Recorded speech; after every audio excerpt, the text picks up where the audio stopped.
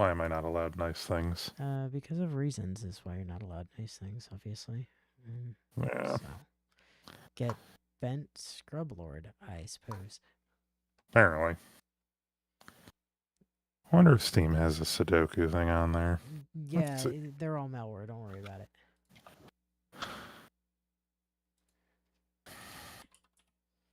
Yeah, they have Sudoku and Classic Sudoku and Miracle Sudoku Wow. So much Miracle Sudoku. and Killer Sudoku and Chess Sudoku Chess, and Sandwich Sudoku Sandwich, and Bingo Thermo, and Arrow, Arrow and Sudoku Sudoku RPG. RPG, Sudoku 8. Jesus Christ. I'll just get a fucking Sudoku book and just make my brain do work. I the hentai Sudoku. There you go. No thanks. That's more of a wife thing anyway.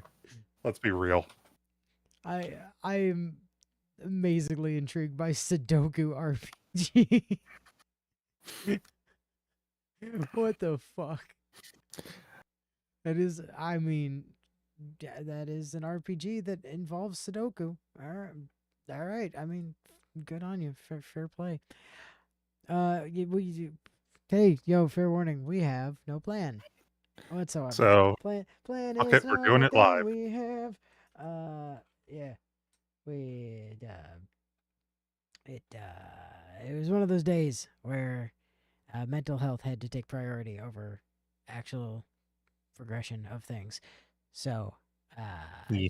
just Sergeant me tonight, and that in our ability to plan in advance was a little bit co-opted by another conversation that we were in. Yeah. So we haven't planned fuck all. Uh, So the question then becomes, what do we jump into? I don't. I don't know. Like I kind of. There is always card game. The thing is, I kind of really want to show off Chrono Arc, but Do it. it's Oh, dead serious. strictly Go single for it. player. Um, I don't mind because Legrand's background. if You know if you want to see card game bio, uh, there's this is the thing I've been dumping an irrational amount of my time into recently. Um, the only problem is I don't. I'm working on actually finishing the the final true ending at the moment. And so I kind of like I'd want to be pushing that on my main save, but that's gigantic ass spoilers. So I'll probably just spin up like a secondary save and play from scratch, maybe. I don't know. This game is fantastic. Not only is it like a really good deck builder, but it's also an incredibly good story. Like like that. What was remarkably this good called again? story. What's that? What is this called again? Hold on, it'll be on screen in a second. I just have to get this loaded, make sure that a couple of settings are flipped. Because I anticipated that I might put this on stream eventually. So when I started grabbing mods, because there is a workshop for it, I Ooh, have a separate profile set up just for like streaming mods so that I don't have other stuff turned on. Like it's my streaming one is just all like costume cosmetics rather than hmm. like any like additional characters or stuff like that because the workshop is fucking crazy. Like people have put in like Genshin characters and Konosuba characters, all sorts of crazy ass shit. Let me go and grab my stream profile that I set up and load that as the enabled mods. And then God, you guys are already getting the fucking awesome ass soundtrack. This game is so good. This game is so good. Like I cannot say enough good things about this. Where's my game capture? Game capture. Chrono arc. Okie dokie. Find the window. Find Chrono Arc. Do I need it to capture my cursor? Probably not. We'll find out live. So this is Chrono Arc. Is it going to let me? No. Oh god, I'm actually in the middle of a run. Oh no. Shit.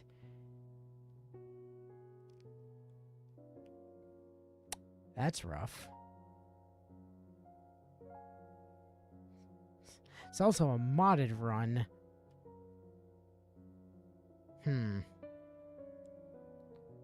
That's tricky. I don't think I'm that far in, so I could theoretically abandon it. Let me just see what I had going on and see if it's something that was worth saving. Okay, from reading the Steam description, sounds fascinating. To the wish list. It was on sale until like 3 days ago. For like 30% off. What the hell was I set up equipment-wise? Oh, right. I was working on trying to unlock the last couple characters that I needed. But I'm pretty sure I am in story progression mode, right? I think so. It doesn't tell me from here.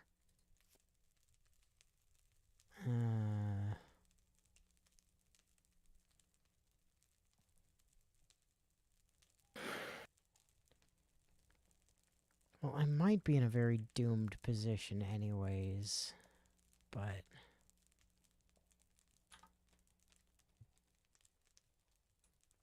Yeah, if Phoenix is sitting here, I'm definitely in story mode. Hold on.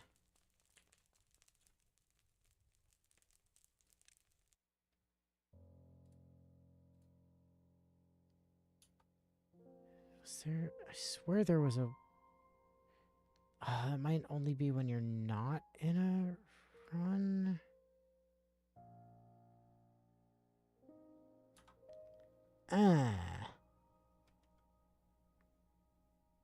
Options.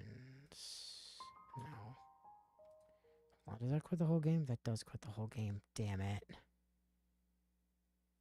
Damn it. That might not be doable then. So I kinda don't want to just trash that run. I mean, I got daily shit I can do, so we Well, I could guess... always, No, I on get... my end, I can podcast while you're doing shit. Like, I don't No, mind. I think... But I could just skip all the story segments. Because I've seen them already. Yeah. That might be okay.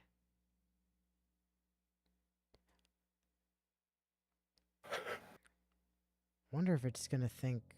So one of the mods I had on from before was actually allowing like this character on the left to be here. Like they are normally playable, but like only in a special mode, and I had it modded to allow them to go into story mode. Oh. Because they would have been available. Like I could have done it in story mode prior to clearing story mode with the first ending, but now that I have, I couldn't anymore. So I was like, okay.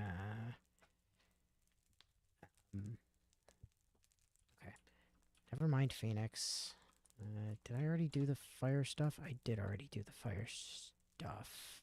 Yes. Swiftness, sprint. Okay. So the basic concept here is that you're playing as this girl. This girl is called Lucy, and she needs to go and collect the time fragment thingies to make the clock spin backwards so that people are freed from the hellhole that they live in, basically. That's also Lucy. Don't worry about it. Again, she's normally just your your party lead, but there is a mode in which she is playable. It's supposed to be a challenge mode. Prior to completing the story, you can turn on that challenge within doing the story, but now that I've cleared it, I have my choice between doing normal thing where I can use Lucy or challenge mode where Lucy's no longer available because it also counts as a challenge to do story mode, so it's a little bit convoluted. Anyway, she's here as well. And then Laren is here. She's my healer. And then Narhan is here to do tanking. Don't worry about the fact that everybody is at like disgustingly low health. I came out of a very scuffed boss fight at the end of part like chapter 1. So we're quite beat up at the moment. I do have like 1 bread. I can do a little bit of something about that. There we go. And get a little bit of health back. Everybody has their own deck. They all start out with like a bunch of basic cards, and then you get more cards by leveling them up, or from like skill books and things like that. If I go into not that, if I go into the encyclopedia, these are all of the characters that are playable. You've got this guy, and like, Hein is your edgelord bloodbath man. Joey does like healing and poison. Sis does healing with a cute little doll. Trisha copies other people basically. Miss Chain sits there and like does a bunch of tanky stuff. Azar just throws infinity swords at people. He's like Shiro Emiya, but less Shiro. Leanne is Perry, the character. Phoenix just doesn't die. Like that's, I mean, it's in the name. Preschel is just kind of your standard healer with a baseball bat who bludgeons people to death with a baseball bat. Don't question it. Ironheart is generic shield man who can also do few levels of damage if you have enough block. Charon is a damage dealer who can also heal and is probably one of my favorites to run with. Silverstein is gunman. He shoots things. I've cleared the game. I cleared the game with him the first time he was in the party and have not touched him since. Huz heals people by whipping them. That's not a joke. Narhan is a psychologist who basically lets you read enemy intents, which you can't normally, so that's quite useful. Johan shoots a bow at people. That's his whole thing. Ilya, y'all know Zenitsu from Demon Slayer. He's basically Zenitsu, but with less screaming. Laren just lets people go infinite if she gets the right cards, and I've not gotten any of them, god damn it! And Momori I haven't used yet, but she's some kind of tank damage dealer cross. But when I say like everybody has skills, I mean everybody has a bunch of skills, and you don't really have exact control over anything you get, so like you're getting cards from kind of a set pool of cards. This is Lucy's like actual character cards and the things she can get and put in her deck when she's a playable character. These are all of the normal Lucy cards that you get from just being Lucy in general, which lets you do oftentimes very stupid shit. So at the moment I just have the one that I started with because I haven't leveled up her card draw at all because I was busy getting people to level 3 and increasing mana because that's really like the most important thing. Relics go in this thing. When you find this thing, you can slot up to 4 of them. You can have more than 4, but you can only have 4 active at a time unless you get stuff that modifies it so that you can have more or different levels of relics. This lets you bring people back from the dead if they die. It says it restores the charge at a campfire, but it doesn't because I'm not expert. Lifting scrolls let you find secrets. Swiftness scrolls make you faster. And potions do different potion things depending on what the potion is. Okay. This should be the red area, right? Oh, wait. Sorry, story. Skip. Kill it. Kill it. No story. We're not doing story today. We're only doing story because I don't have a choice. So you spawn in, you have a map. There's various things to do on the map. The things that look like fights are obviously fights, and everything else is events. So like this, I can either use a key to select a relic or take a 50% chance of getting a curse skill, which I'd rather not do. Or I could... Oh! Am I ever going to use holy water? Probably not. Jar of Abyss. Let's turn my holy water into a key. I am going to need one of those, so... It's good. Just unknown scroll, some gold, and a tablet. I know those aren't lifting scrolls because I already know what a lifting scroll is. What's this one? That is a loot scroll that gave me an identification scroll. Okay, good. Awesome. What do we got over here? A boomerang tome. What does boomerang do? Track one purple energy. I'll get into what the energy colors and things are when we get to combat. One purple, 12 damage. One cast. All copies of boomerang deal 8 more damage. So it's claw.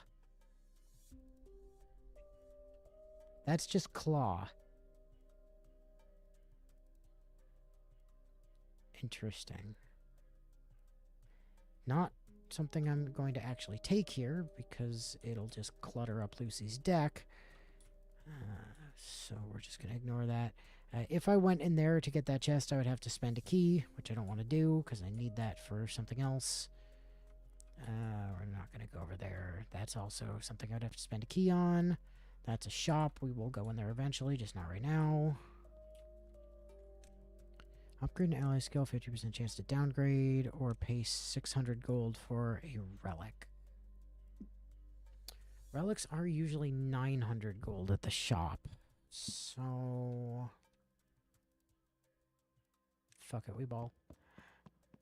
Pain badge. Restore 4 HP whenever an ally pain debuff is removed. Okay. Give me something else. Start of the third turn, reduce cost of all skills in hand by 1.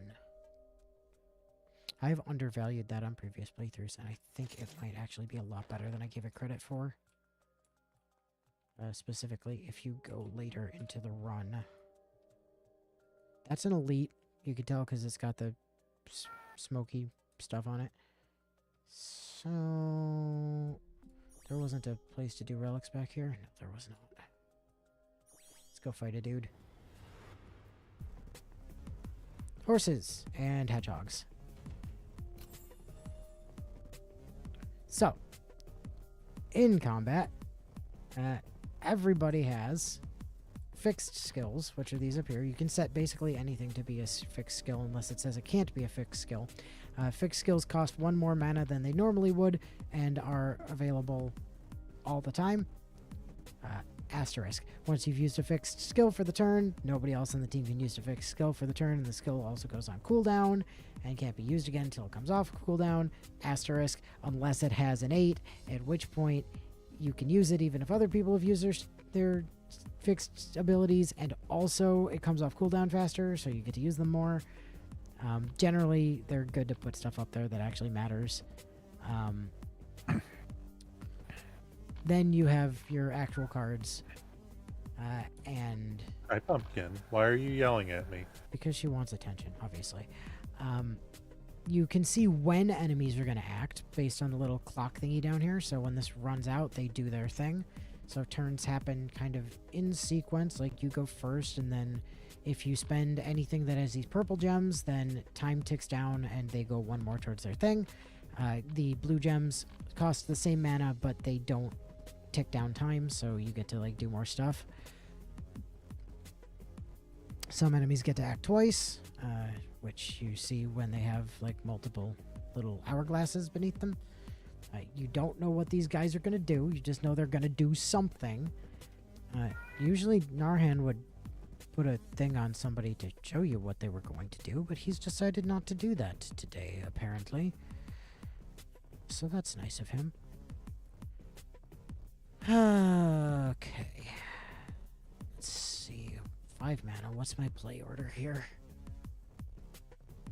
Mobius strip theoretically lets me go infinite. And I say theoretically because I have a feeling it's not going to let me do that at this stage of the game. So Mobius strip just says until the end of the turn, draw a skill whenever there are 4 less skills in hand, and then it goes away at the end of the turn.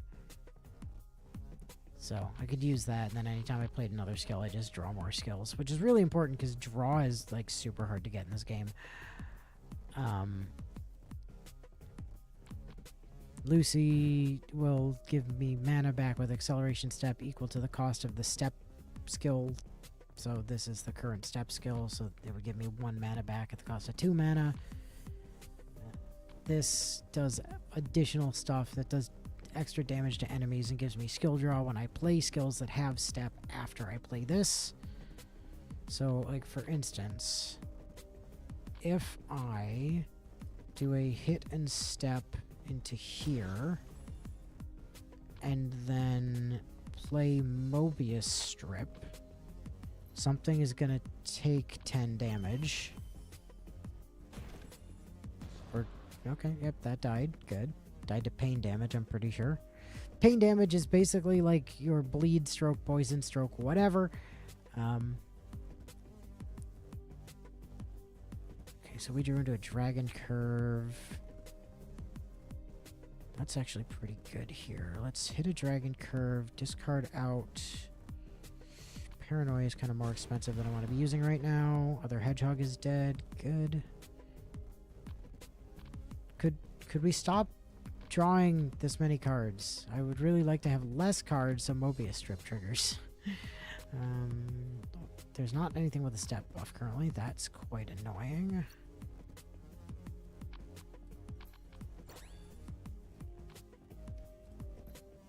I can make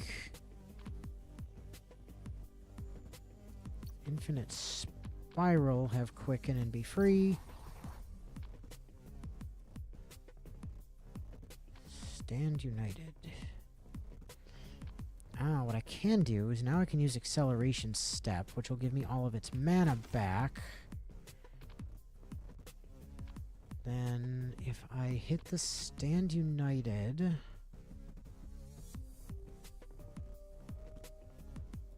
Does that help, or is it better to... Well, it does have...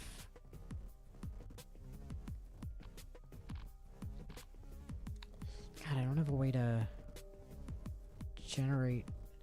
I don't have a way to get more energy right now, which is what is actually hurting me. Like, if I played Splash... No, because I won't be below 4 cards. Alright. Do the Stand United, that's 10 there. Then we can... I could Respite, but there's no point because nothing has Step right now. Alright. Go ahead, take your turn. Please don't kill Laren. That would be great if you didn't kill Laren.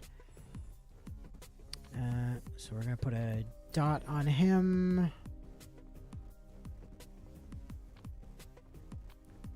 Got a bunch of turns before you do stuff. Let's hit a basic heal there and draw into a... nothing. Good. I should have played hit and step first. Play order. Smack you. I don't think it matters though, because I'm pretty sure he's dead to just being deceased. Like as soon as his turn starts. So...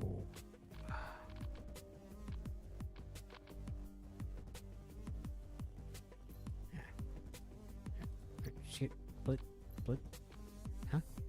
Oh! That's not an attack. That's an end of turn buff. Fascinating.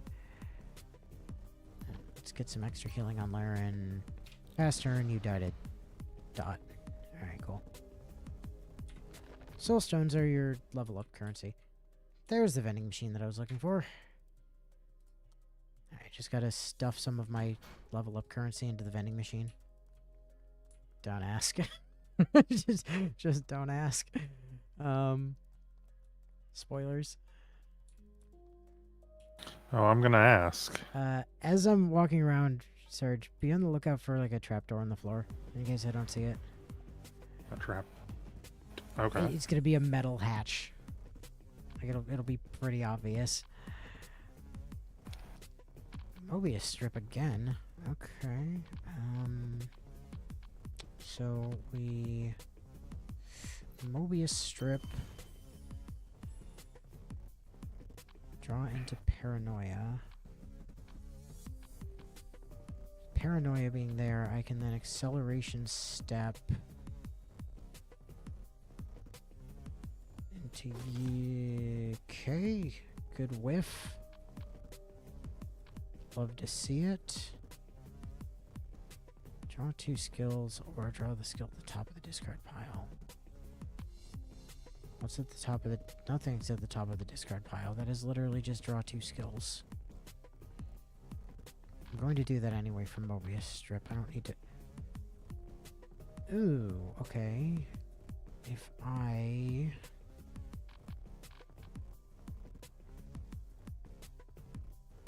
Yeah, if I respite, that gets me... It does get me more cards, but it also gets me more energy, which is good.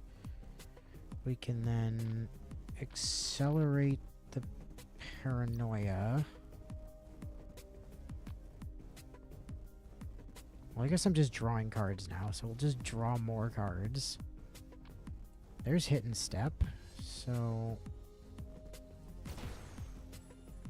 Oh, right! The curse on the weapon I have makes me randomly target shit that I wasn't meaning to target sometimes. That's why that happened before.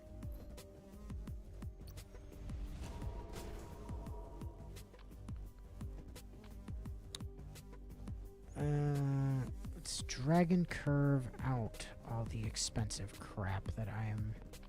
I already played a hit and step this turn. I don't need another one.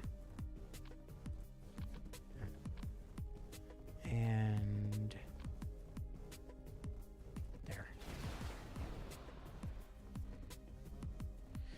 Alright, that's all of those guys dead. I guess... I'm on a slight delay behind you. Well, that's not... Oh, YouTube yeah, fell behind, as I was always. gonna say, that's not surprising. YouTube does YouTube things.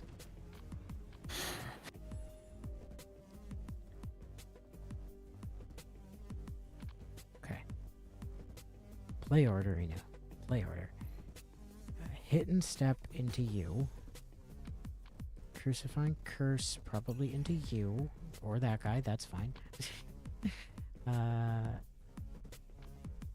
Let's do a...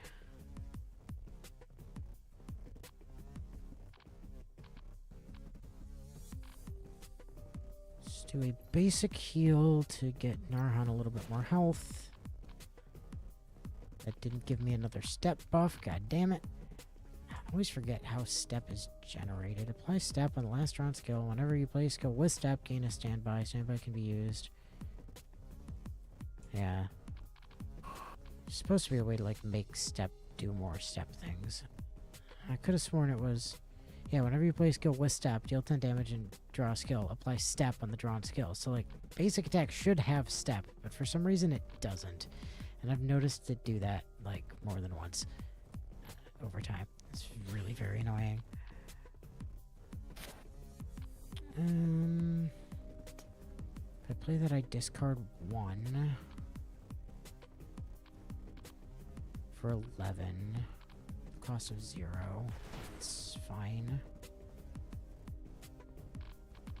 Then infinite spiral there.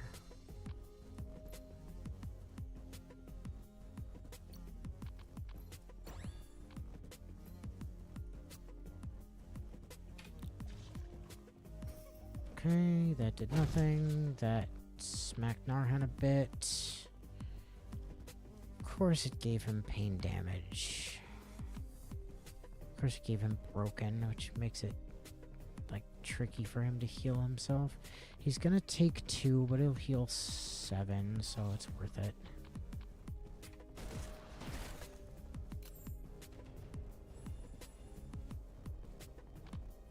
And now I frankly don't care that he's gonna take damage, because it's just pain damage and it won't stick after the fight anyways. Okay. That's the boss over there. Let's not go that way yet.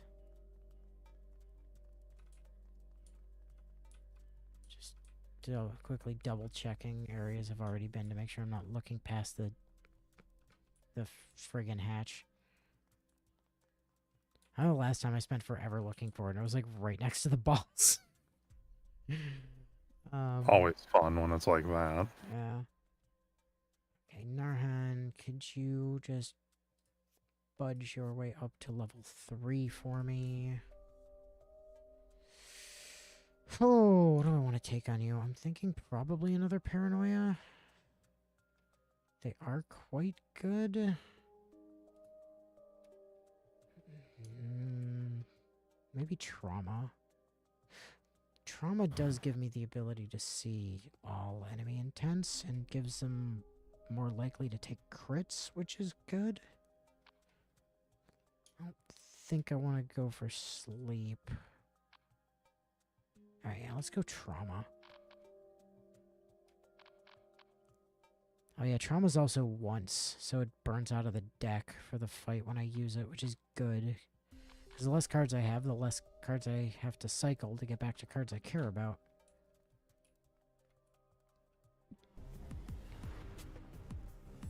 Oh, it's the giant 500 HP machine. He seems really intimidating at first. Until you realize that every time he takes damage, he takes 33% more damage. For, ever. Up to like 330% damage. So it's not nearly as spooky as it seems. You're about to have a turn already? What the hell? In that case, could you not? Thank you. Oh, you get 2 of them back to back. Awesome. I love that for you. Here, just have an agony debuff that will almost kill you.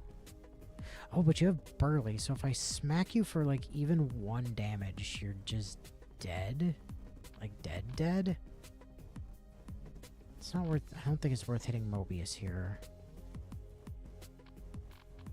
Unless I have to.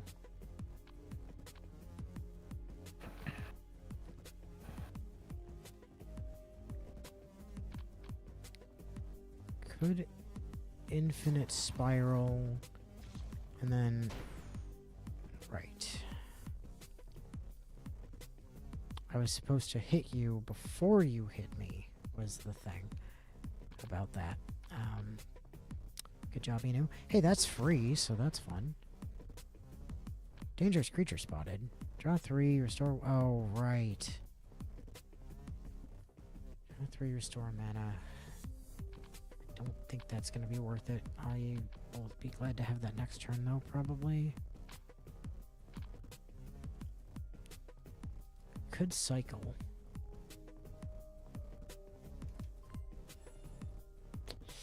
Not really very helpful, unfortunately. Just keep your own HP up, and you get to have a turn. Oh, that bleed damage. Alright, this is the turn where we go for kill, I think. So we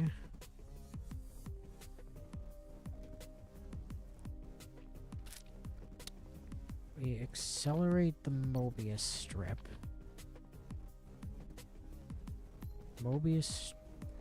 Activate the Mobius strip. Hit and step. Hit and step into basic attack, into dragon curve, into respite, stand united,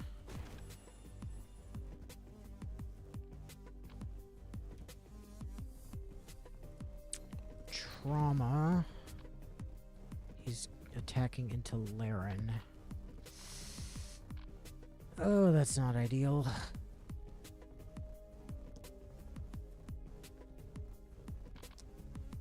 I'm gonna hit him 6 times.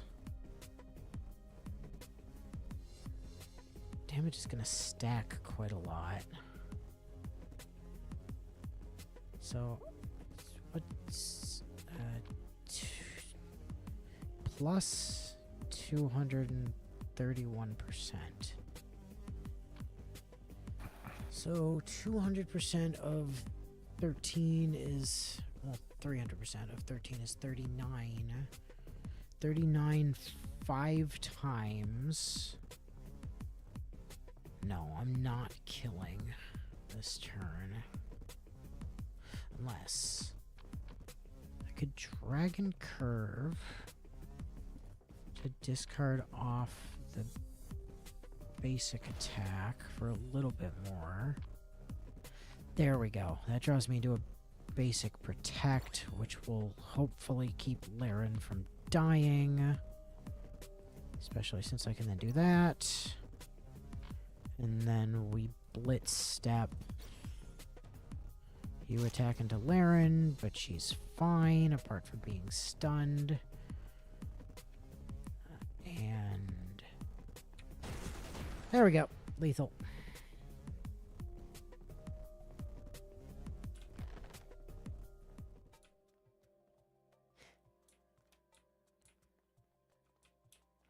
I know it's been there a while, but I'm just now realizing it was Narhan. Yes, he does look a little bit like a Wind Seraphim, doesn't he?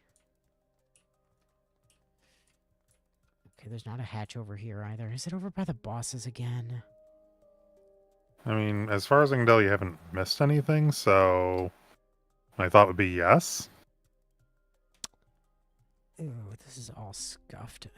I'll take a Decrepit Forge in case I have a reason to use it later. Unless I walked past it up here, which is possible.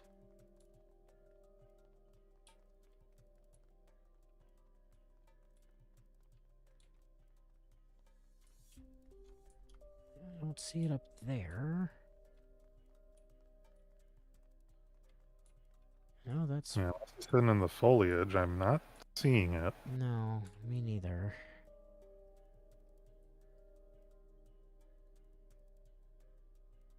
My elite was down here, right? It's a good chance that, like, right here is maybe a hidden item? Yes.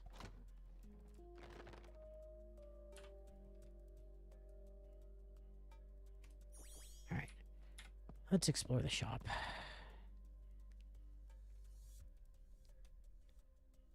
Okay. I could buy keys. I could... Let's get the... Close to being done with summer ticket specials. Alright, let's grab that.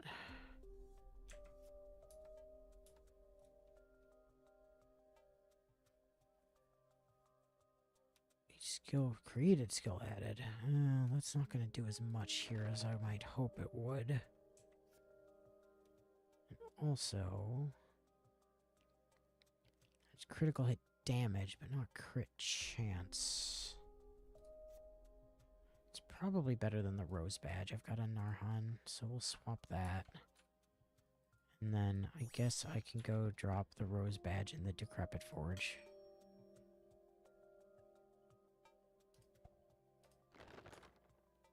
Plus speed is pretty good. Alright, I'm gonna assume that the hatch is...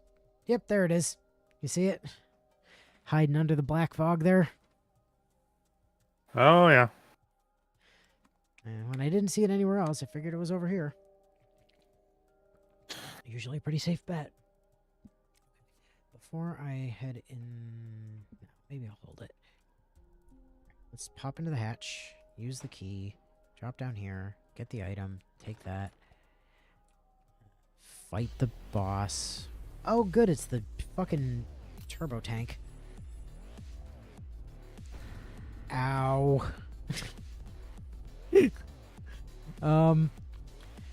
So now's a good time to talk about Death's Door.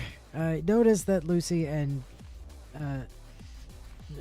Laren are now at minus 12 and minus 24 HP respectively. Hmm. You are allowed to go into negative health. As long as you don't get hit again while you're at 0 or lower health, you don't die. So it gives you the opportunity to heal above that HP or to just kill shit before you die. You'll see that these have green HP bars, so that's having your healing gauge. Healing gauge is like a representation of how much you can heal quickly. Like if you don't have any healing gauge, like Narhan has no healing gauge here. Any healing that he gets, he would only be receiving, I think it's 40% of the benefit from. Whereas if you have healing gauge, you'll heal all of it. So, like, he's harder to heal at this point because he doesn't have any healing gauge. But also, if you have any healing gauge left at the end of the fight, you heal up to your healing gauge. So, like, if this fight were to end right now, both Lucy and Laren would go back up to full HP. Spoiler. That mechanic sounds really familiar, and I can't put my finger on from where. Spoilers, this fight is not going to end right now. Especially since this thing takes no damage from characters at death's door, which is currently my damage dealer, so that's a bit of a problem. Little bit. Little bit. Can I do anything about that? Sort of. Do that. She's still at death's door. Now she's not at death's door. I can then hit and step. And yes, Willow, it's Inu. What did you expect? Basic protect on Lucy. We're unfortunately just kind of facing the reality that Laren is probably dead here. Which is rather unfortunate, but there's not really anything I can super duper do about it.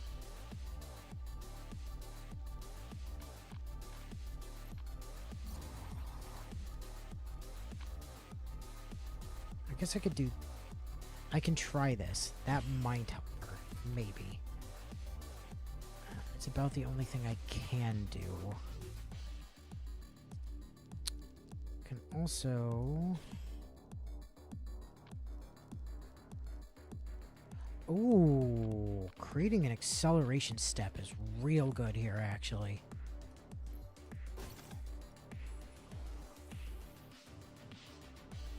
Because then I can... And now that paranoia costs 3. Okay, all right. We're coming back a little bit here. This is not as remarkably cursed as I thought it might be. Hit you with that. That'll stun you at the start of your next turn, so you can't do shit to me. So that's lovely. Then we're gonna do that, and we're gonna blitz step. That's gonna be a lot of damage on turn end. Lethal. Hey, remember when I said the battle wasn't gonna end right now? I lied. The battle is in fact gonna end right now. Rest in peace, boss. Never mind that boss's mechanics. Yeah, never mind that boss's mechanics. I just decided to ignore them, apparently. Let's go get a fucking butterfly knife. And I would use the skill book, but I'm about to get access to a fourth party member, so I'm going to hold off on that.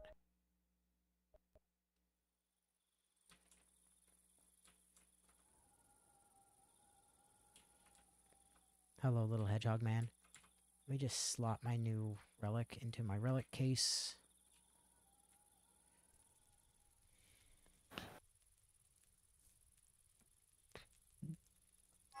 Okay.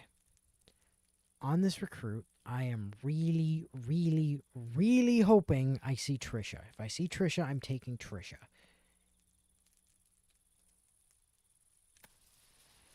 Trisha is not here.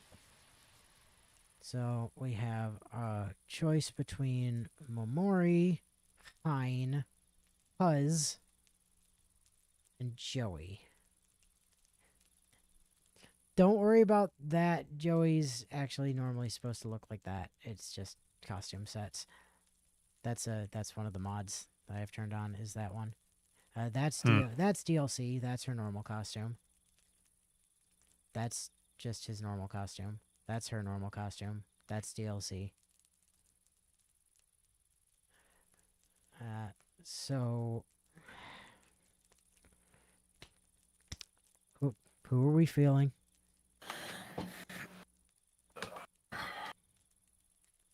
I guess as a question, is there an objectively good choice? Who are we feeling? Like, any of these people have a purpose on the team? Hmm.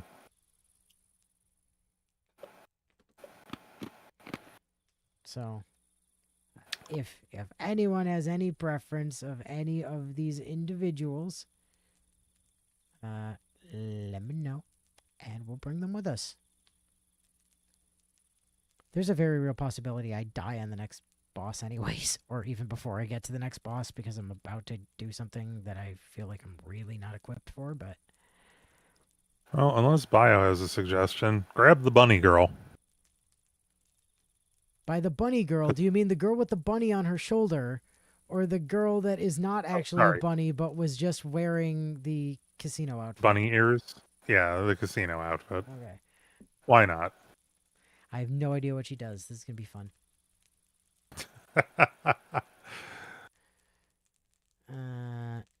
Also, can I... oh, God. I feel like I have stuff for friendship with Laren. Mugwort, romance, DVD, sake, or science fiction novels. I don't have any sake. I'm out of mugwort. I don't have any romance DVDs. I do have a science fiction novel. Okay.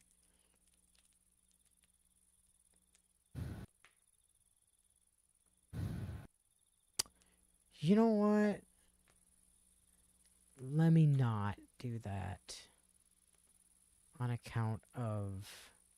that's like... do I have... okay. Do I have stuff that I can do friendship with Momori? Because I haven't done 2 of her levels already. Leash, fashion mag, frying pan, vocal microphone, and milk. I think I have a leash, right? Yeah.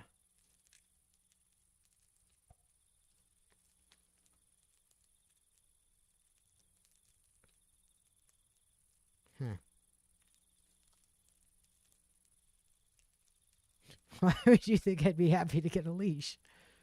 Wear it. What are you gonna do?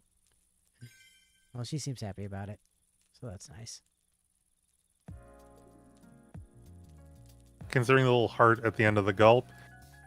Yeah. I'm bored. How'd I end up like this? Okay, what's wrong? Yeah, it's because of this kid. Ever since this kid showed up, nothing's gone by. Who are you monologuing to? Something wrong?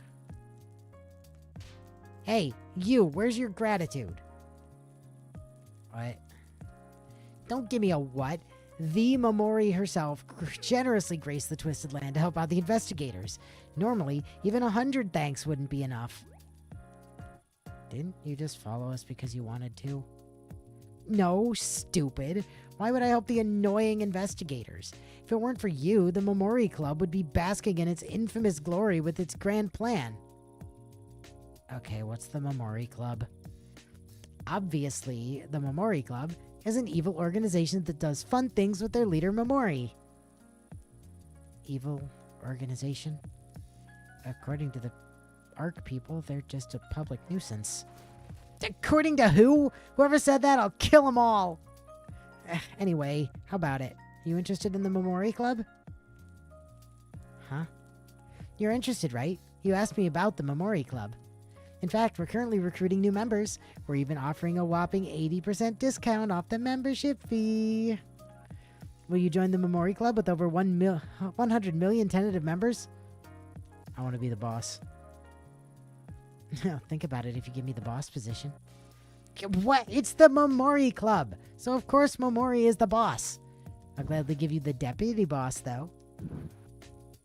Okay, so what are you supposed to do in the Momori Club? Huh? I don't know. I haven't really thought about it.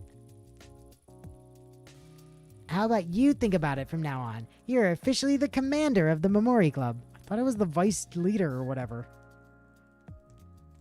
Anyway, hurry up and pay the membership fee. I'll accept installments of any kind. Okay, well, our relationship with Memori went up. Yay for us. Yayification. Yayifications indeed.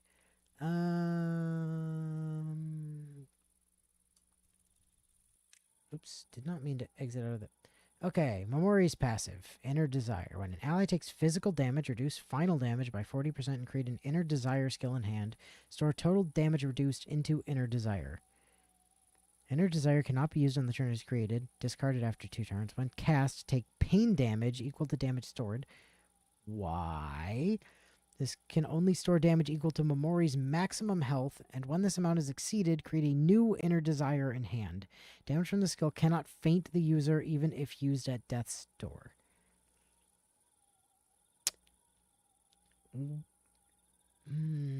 Why?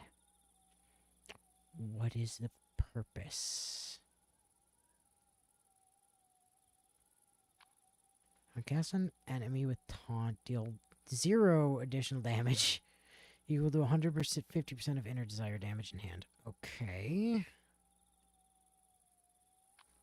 Restore all characters' healing gauge. Store Inner Desire damage equal to the healed amount. Interesting. If this skill is next to Inner Desire, when played from the hand, draw a skill. Make all Inner Desire in hand usable. And extend discard duration by 1. Duration can only be extended once.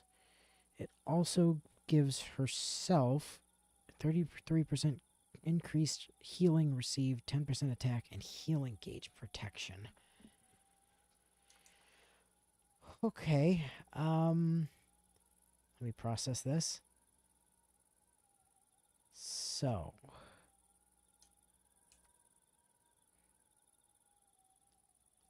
I guess let's grab healing. And this is a new one. When played from hand, increase Inner Desire damage by 7. Attack all enemies with the same taunt status as the target can be used 1 more time during this turn. Oh, that's quite interesting. Give me that. And then this is another new one. Innate swiftness, ignore taunt. Okay, if the target doesn't have taunt, apply taunt and reduce damage of 1 Inner Desire by 9. If the target has taunt, apply 40% increased damage on the next attack. Okay. I don't hate that. I like that it's innate and has swiftness. That's quite good, because that means I can just go set that as our fixed ability.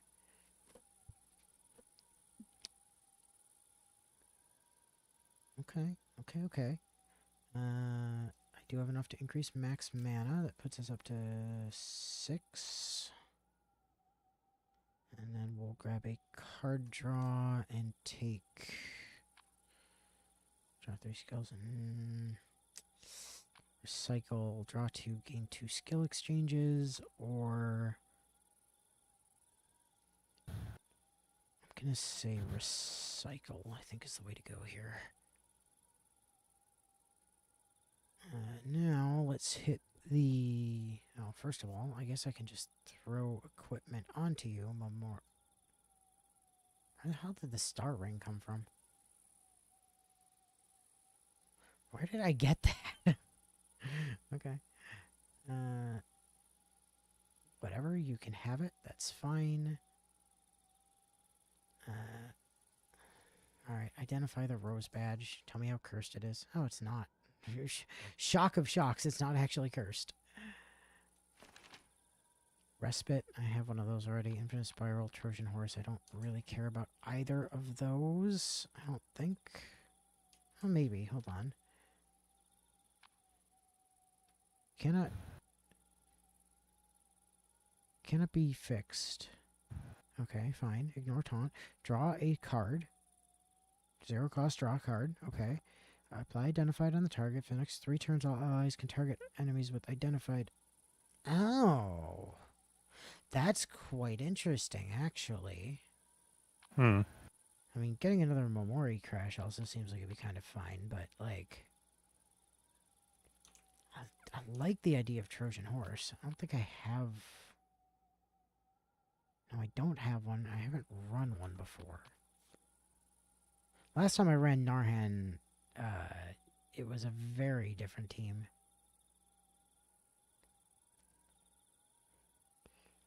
You know, Momori, you're currently rocking a bunch of basics. I could theoretically give you, like, a boomerang. And a sprint if I really wanted to.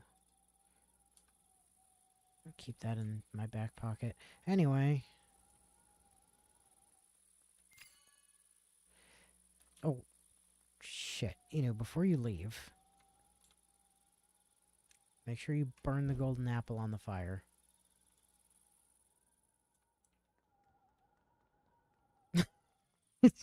Yeah, don't question that. It gives me, like, bonus dodge chance and some other shit for the rest of the game. I don't For care. some reason, as soon as you said that, my brain was just like, why are you burning a gapple? Because of reasons. Right. Welcome to the Crimson... Fuck do we call this place again? Crimson... I don't remember. This is a place I'm probably gonna fucking die a lot. Because the fights in here are vicious.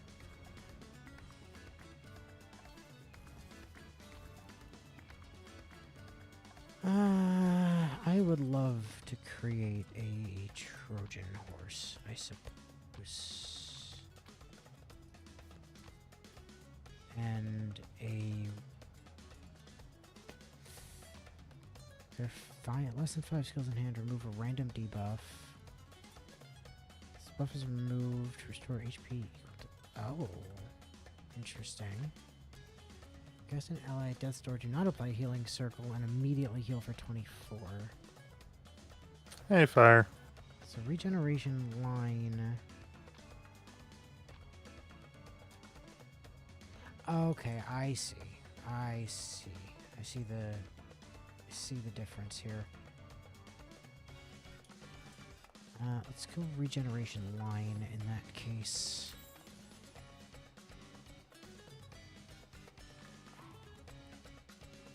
Got a Mobius strip. That's lots of fun.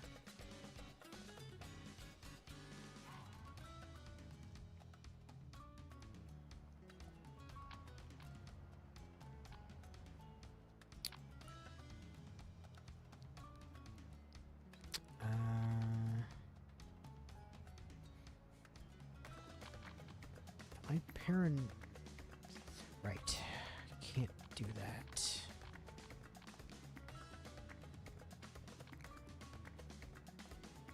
What I could do is I can Mobius strip. Then I can Trojan horse into you, which should give you... No, that does not give you taunt.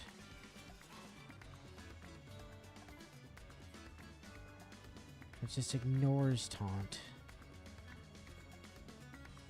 Oh, but I can use this to give you taunt.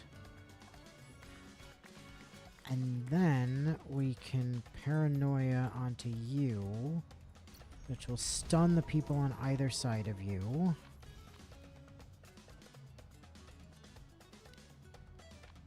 This goes next to draw skill, make all energy desire in hand unusable. Or usable instant discard duration. Or when cast, follow up attack to cast after 1 countdown. While it's counting down. Protect healing gauge, reducing incoming damage, and increase all resistances by 50 for all allies. Holy shit.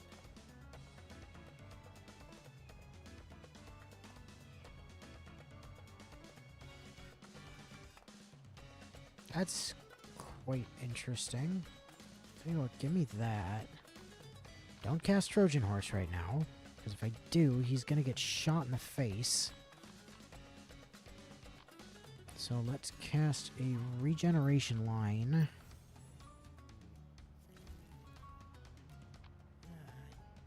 take a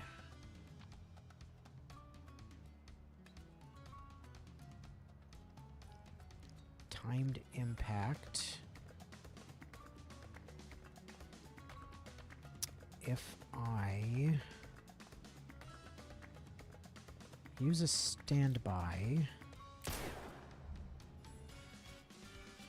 then use the timed impact. Timed impact will be free. Well, not free, but it's a guaranteed crit.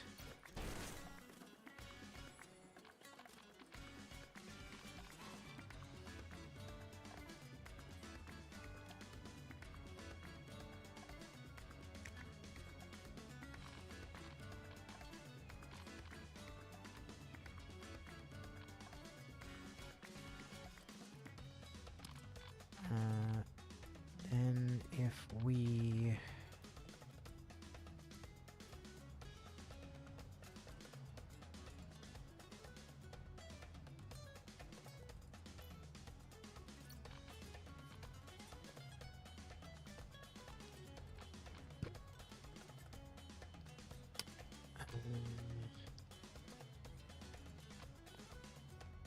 let's dump one of the two Trojan horses. That did not hit where I was hoping that was going to hit.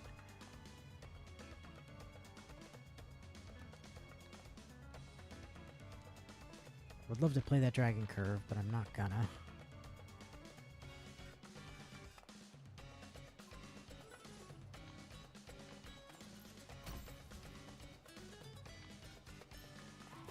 Alright. That lets me thin enemy numbers a little bit here.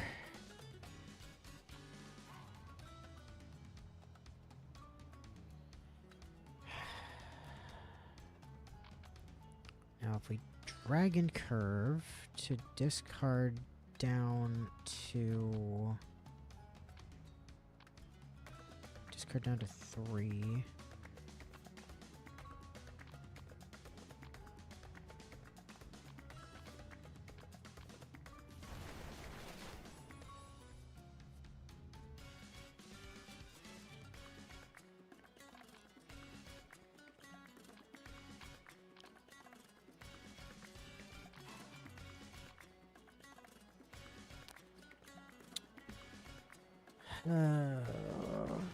We have a Mobius strip active.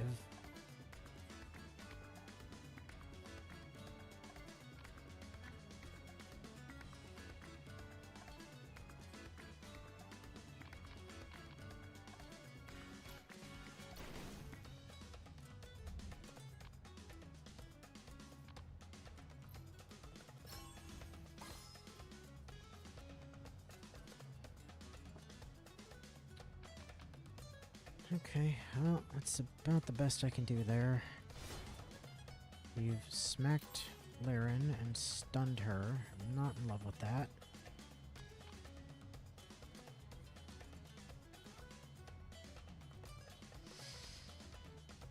I could fix the stun. Is there a reason to? Not at the moment.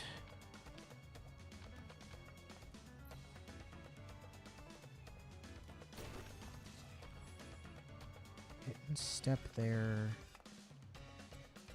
Momori crash there.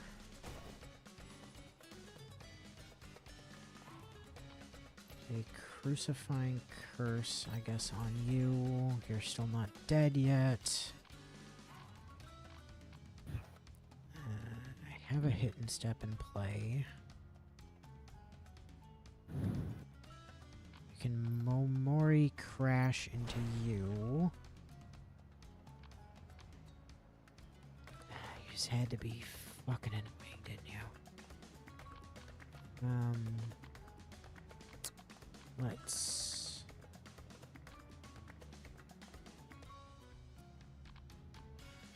Okay, tell me it's gonna... That's the way a lot of this tend to go. Is it going to be annoying? Yes? Alright. Show me a couple more cards. We will create a... Sure, we'll take that. We will play that. We're going to accelerate the blitz step.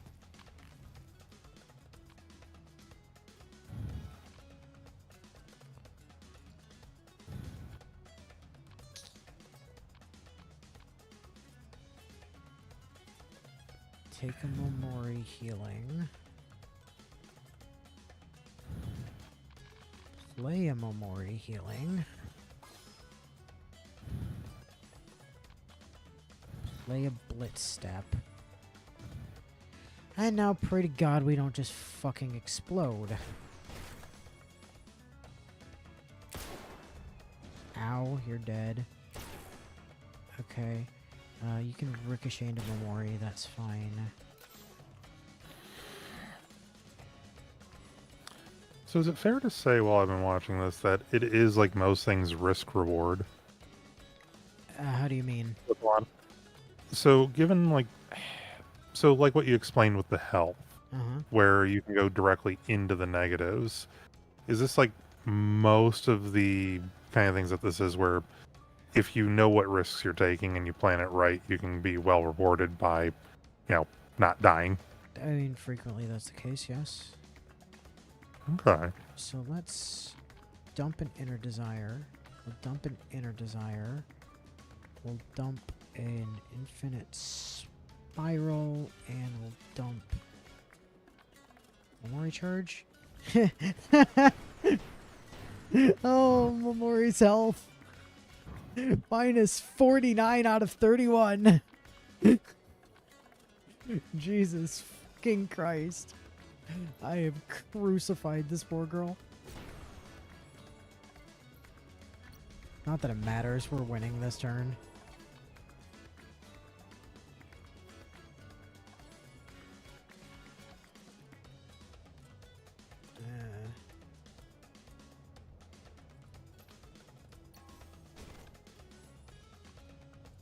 Trojan horse. Alright. That's the best one of those fights in this area has ever gone for me. True story, actually.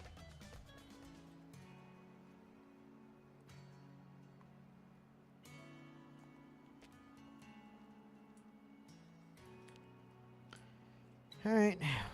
One more random fight in here. These aren't even bosses, by the way.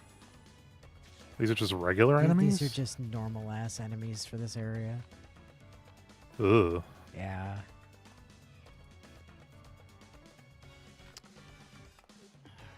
Mana for each ally at full health to a maximum of 2. Oh, that's quite nice, actually. Because we do have 2 people at full health right now. Okay. What's here? What's available? If I accelerate the healing arc,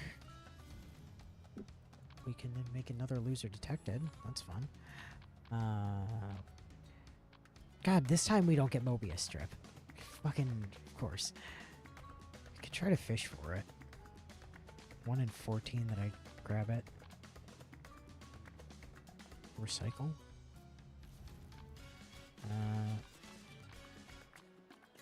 Take a... Yeah, I'll take a Memori charge, sure. Except we're actually going to shift out the Memori charge. Am I? What I could do instead is... Could Dragon Curve. Are there only 3 cards I care about here? Probably not. There's probably more than that. Give you Taunt. Give you Taunt. Everybody's taunted now. That makes Momori Crash hit the whole field, which is hilarious.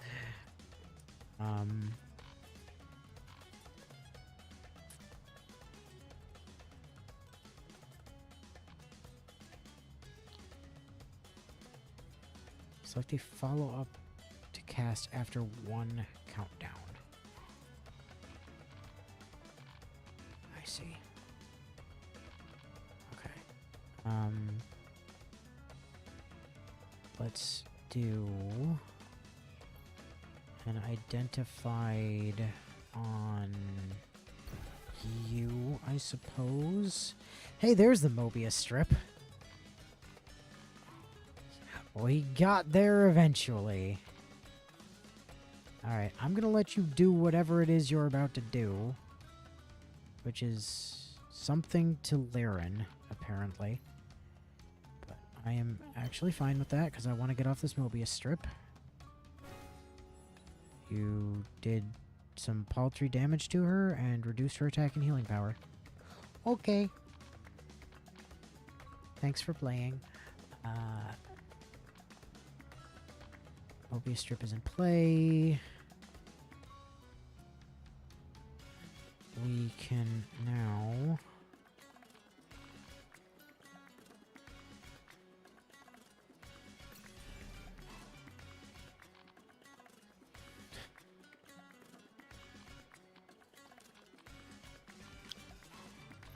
should healing arc up anyways.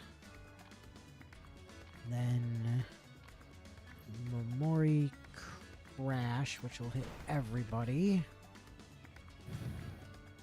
If I Momori Charge at this point...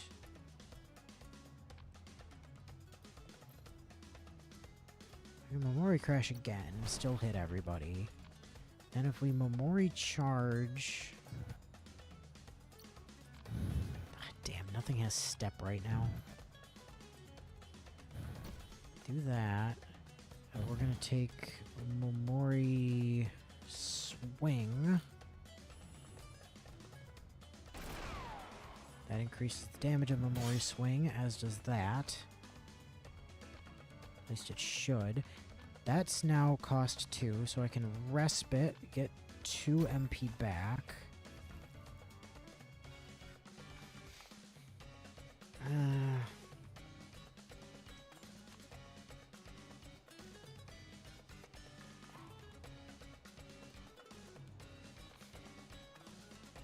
I guess we'll take Mentalist.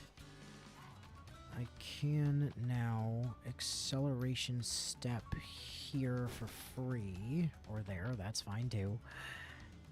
How many? That would be 4 hits if I blitz step. Oh, but if I...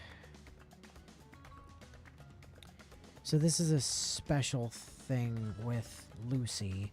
If I spend a standby, it's going to reset her overload, which is the thing that makes the purple skills cost more when you use more of them on the same character.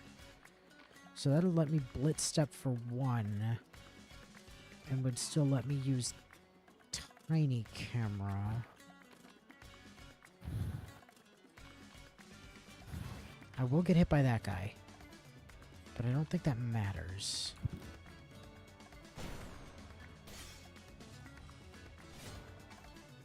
That did not reset my shit. Why did that not reset my shit?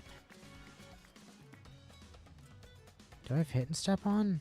I don't think so. Okay, new plan. I just do this slightly differently. I smack you, I hit the tiny camera, which will give me 3 mana. Then we blitz step.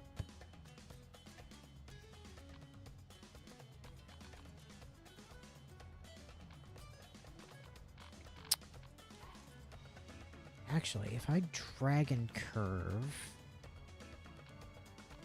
and dump like most of this. Okay, yeah, Momori's in a lot of pain. That is certainly true. Now we're gonna Dragon Curve the hit and step.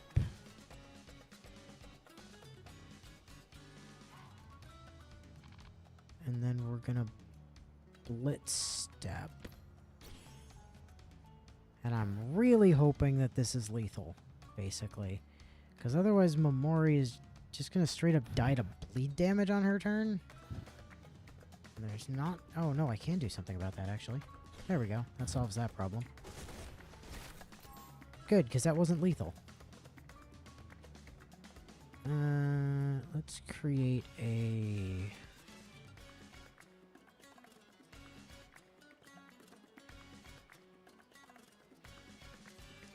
Create a disruptive strike. Okay.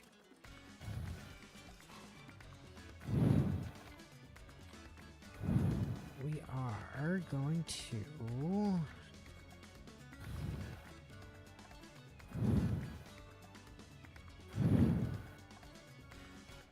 If I disruptive strike into... No, wait, there is something with step in hand, though. If I loser detected into you, then disruptive strike into that one, sure, why not? Whatever.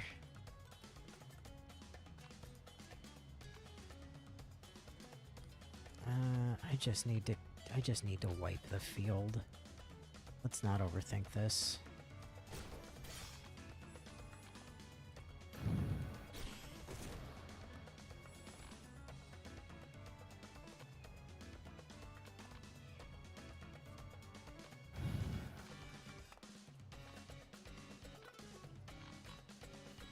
Smack Mamori for even more health. But it's fine, she's back up to full. I'm just abusing this poor girl. Good God, I'm just like, hey Mamori, take all of the damage. Forever. If you would, please, that would be lovely. Naran, how the hell do you still have bleed? Okay, this is about to be real bad though. This boss is ludicrously brutal.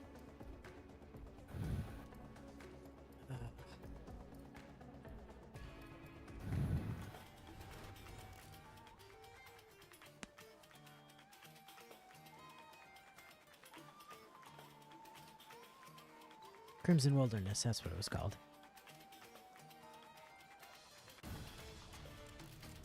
So, every time that I draw a card, he gets a little turn in his revolver McDuber up there. Yeah. Which is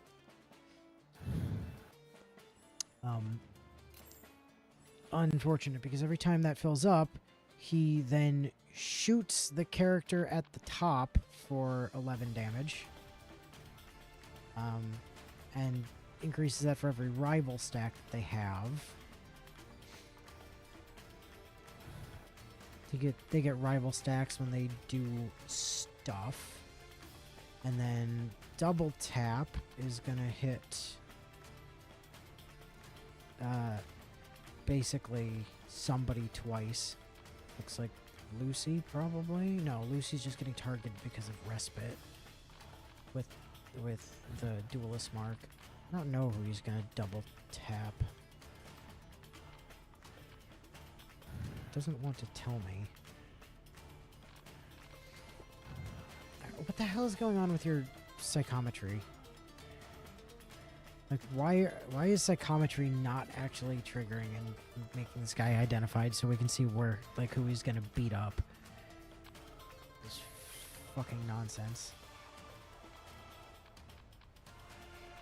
Now sometimes I can, like, cheat the casting list and see who he's gonna target when you're not supposed to be able to see that. It's very funny when it works.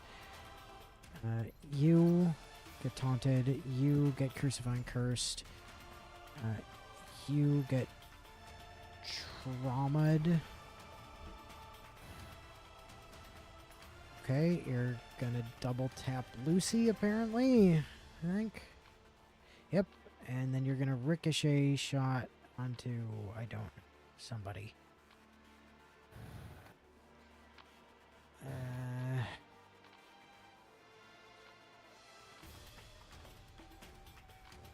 There's no reason to respite right now. Dragon Curve wouldn't do anything, so we can cycle it.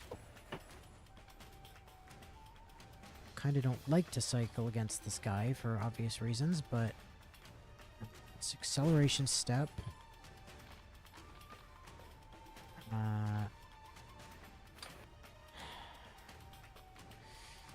Give me 2 more draws.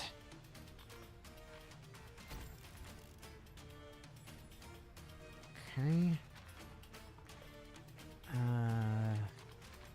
If I...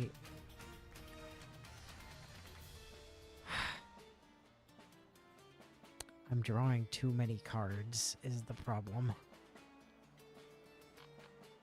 Which, given the way I know you tend to play card games, is really hilarious to hear come out of your mouth. Well, this guy just like he It's really a hard count. he really wants to discourage card draw is the problem.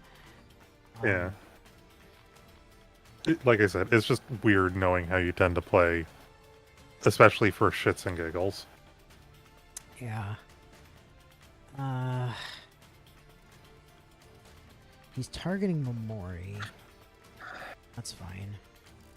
You can shoot Momori. We'll take a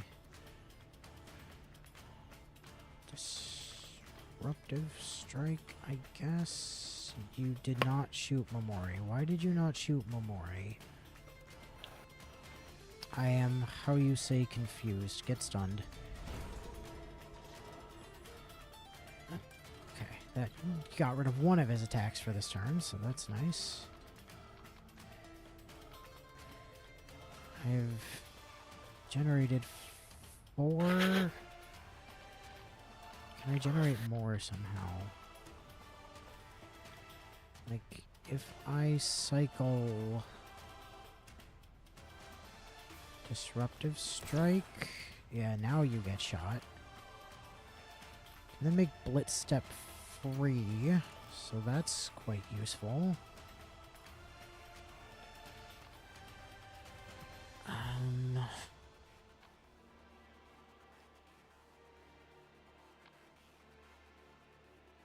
I don't have anything to trigger Hit and Step with. At present. But it is damage. And put damage on, I can hit the Stand United.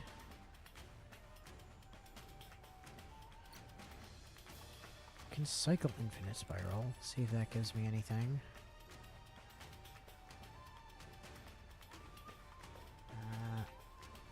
Then I could Dragon Curve.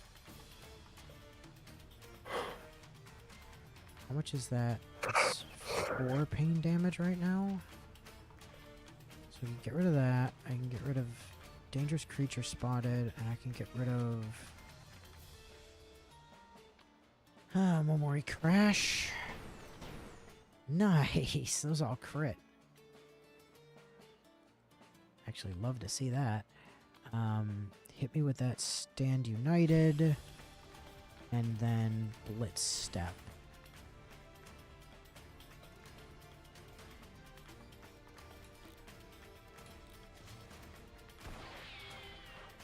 You can ricochet into Liran, I suppose.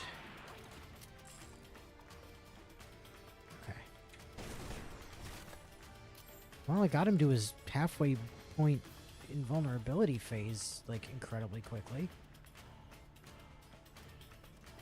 He's going to Revolver Fanning. Revolver Fanning is going to hit everybody for the number of their cards in my hand times 8. Oh. In terms of damage. So.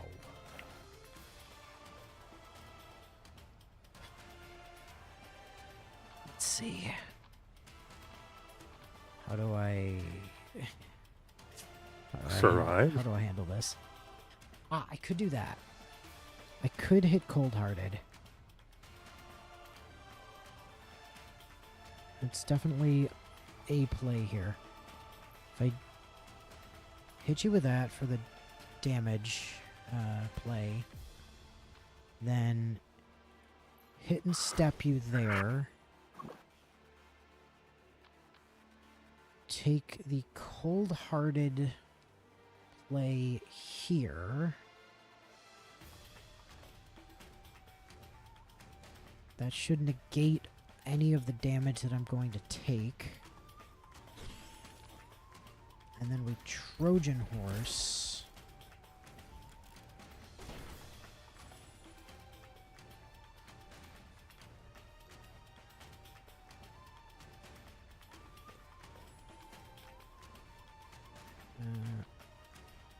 Nightmare Syndrome.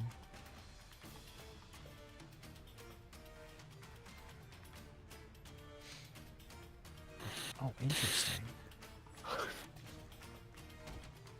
Okay, Revolver Fanning is going to hit Mamori a fuck ton of times.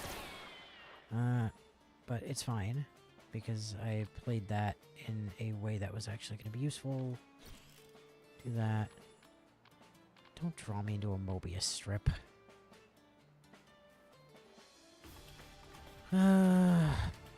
28 pain damage. Now I can put that off another turn.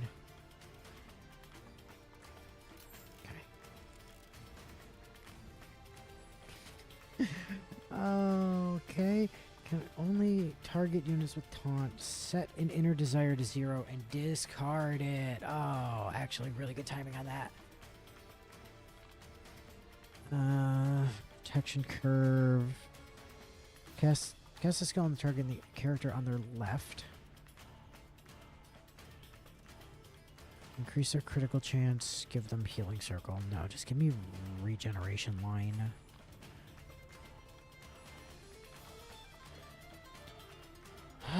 So Flash Grenade gives somebody a stun, and they're stunned until they're healed.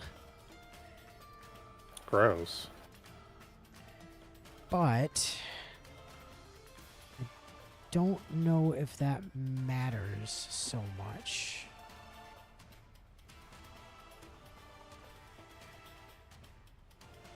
Because I could just use Momori healing to heal off. No, that restores healing gauges. I don't know if that actually heals or not.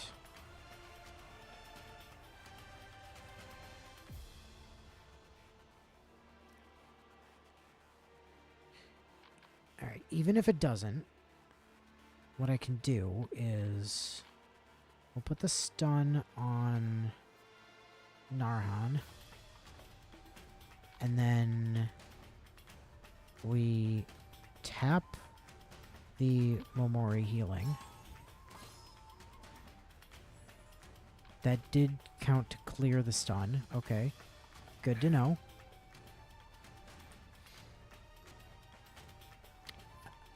Got that tested for next time. Love that for me. Play a Mobius strip for 0. Oh, right, because it's turn 3. That's why everything's cheaper. Play a Crucifying Curse. Play a Regeneration line to keep preferably yourself alive. Give you a Loser Detected buff. You shoot Momori, that's fine.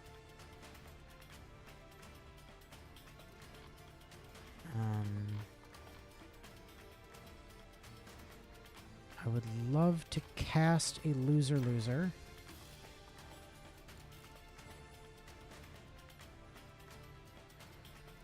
Then we'll cast a... Oh. Do I have enough energy for this is the question. So that would be 0. That would be 3. Yes, I have enough to do this.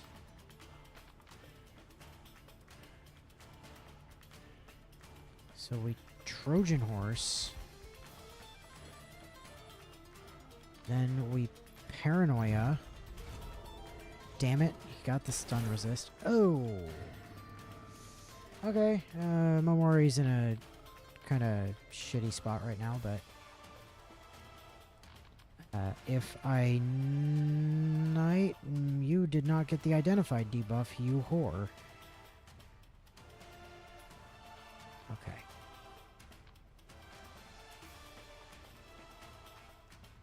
Stand by. Standby can be used to remove reload from all characters, or overload from all characters. Right. So, in theory, if I press that, okay. That resets Nightmare Syndrome to 1. I can then...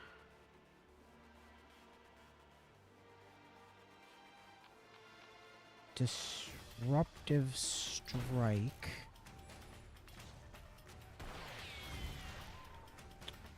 And Memori's down. And Narhan's not doing super hot right now either. Really very unfortunate. Well, you did say earlier you expected this is... You're going to die eventually. Yeah, this boss is fucking brutal.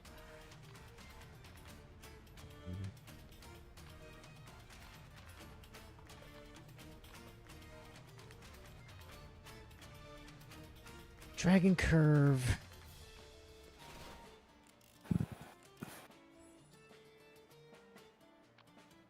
$102. If I blitz step.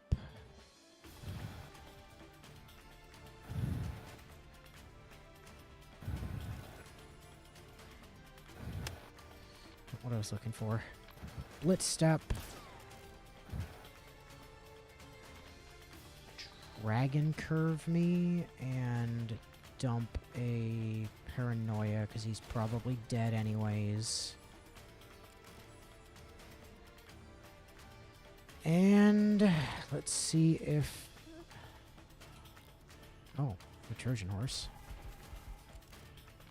Then I can blitz step again. Can you have 2 blitz steps active? I doubt it. Doesn't look like it. Alright. Oh, brought him down to lethal range. Who is... Well, that's promising, then. If I just put the stun into you, you're blind resist. Lucy, just tap him. Okay, Lucy, just tap him again. Stop enduring! When did... Oh. You're just immortal this turn. That is remarkably annoying. Is he always immortal for specific things, or... I knew he survived a hit, but I didn't remember him living an entire turn after the fact. Please get stunned. Thank you. Dragon curve me. Give me something here, maybe, would be lovely. Okay, like, when I said something, I didn't mean another dragon curve. It's my fault. I wasn't specific enough. I mean, as you pointed out to me before, specificity matters. It's okay. He was dead to pain damage. I didn't notice he was dead to pain damage anyway. Ooh. Man, I got through that with only 1 fatality? That's not bad at all. I thought he was actually going to just straight up end that run. Now, did he count as a boss for the purpose of...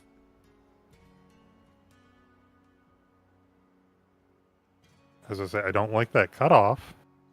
He did, but only for... Oh, it's because Laren and Narhan were dead at the end of that one boss fight. Okay, so it counted for Lucy, but not for the other 2.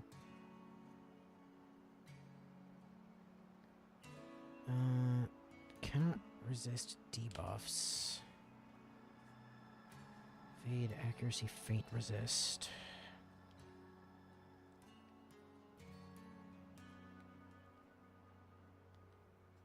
So, given that... Okay, first of all, take the box of friendship. Get some cake. Got a skill book. Got a Bible. Got enough to get up to 7 mana, which is great. That's where I stop investing in mana and start just investing in draw skills from this point forward. Take warm up. Warm up is great. Either draw 2 skills and restore 2 mana, but then you get 1 less mana at the start of the next turn, which is hardly a drawback. take a...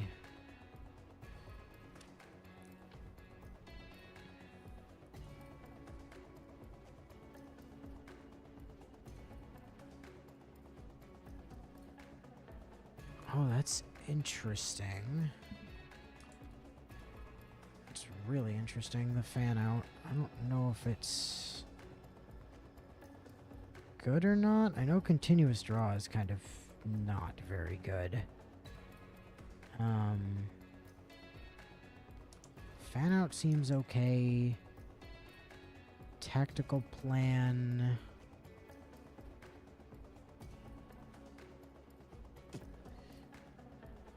Tactical plan, I'm not, like, hugely in love with. I think it's fine, but I'm not hugely in love with it.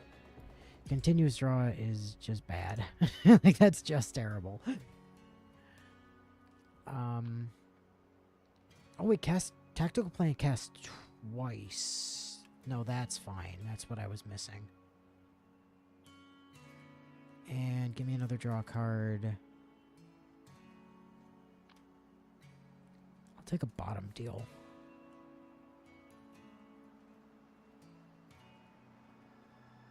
Okay. I'm here for that.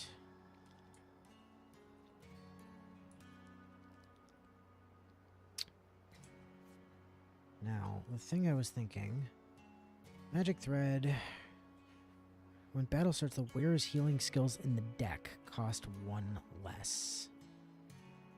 So, like, that's better to put on Laren, who has at least, well, no, because she doesn't, I've not actually gotten any of her healing skills. The healing skills I had from her were all created because the game refuses to give me healing skills. It's just like, hey, take all the damage skills on Laren. She's a healer, goddammit. Not this run, she ain't. No, it's certainly true. She's not being a great healer this run. I will readily admit that. I forget, what did the one you have do? Passive skills are disabled. That's why his psychometry hasn't been working. I'm an idiot. That's why psychometry hasn't been doing anything.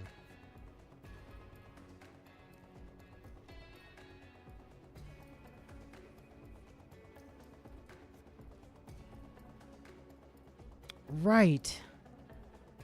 Okay. That makes sense. I understand now.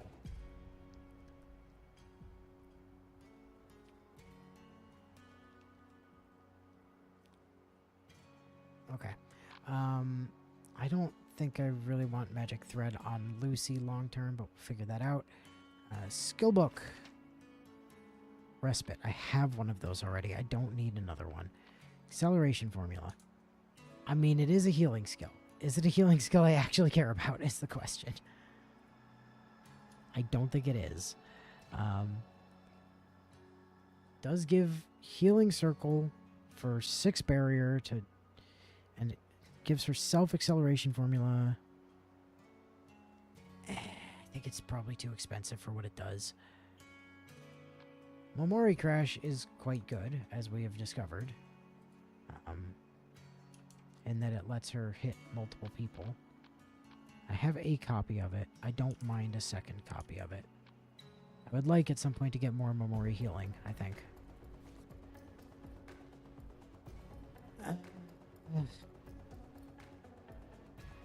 Okay. And now I get all the fancy reward chests from having fought that fucking dickhead. Black Iron Anvil. Activated when obtained. Oh, right. That gives you reforges and campfire. No. I am going to take the relic stand key so I can have 2 more slots in my relic stand. Thank you. And then we're going to take the sunset relic, which basically just gives me that dude's revolver fanning card. And then we're going to take Antique Blank Bullet. Attack power plus 18%, healing power plus 18%, crowd control resist plus 15, pain resist plus 15, pain accuracy plus 15, Once per battle, if the wearer spends 8 mana from skills in hand, stun a random enemy. That is actually like remarkably good to put on Lucy, especially considering I didn't really want her using the magic thread anyways. That's a great replacement. Like, genuinely very chuffed about that.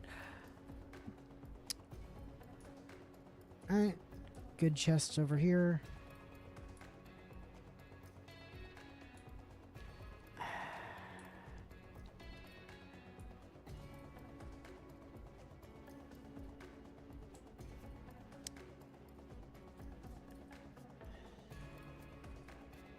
Don't have red friendship with any of them. Okay.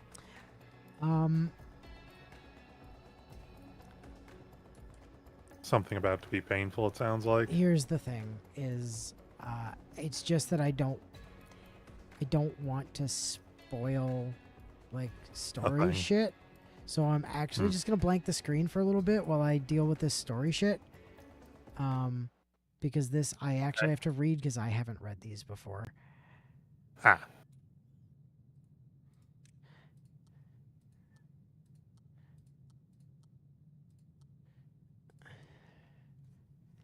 So like the reason I hesitate to like spoil stuff story wise in this game is it's like I'm not kidding when I say it's incredibly good story.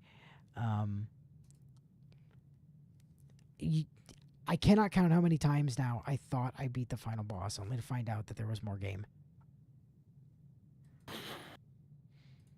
Sounds like they did a sneaky one.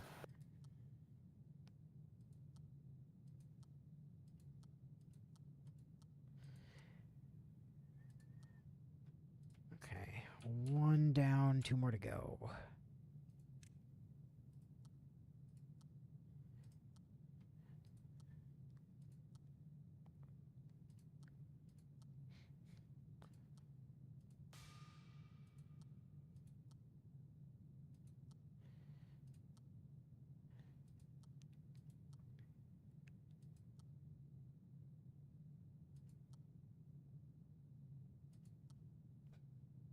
Okay. And the last one.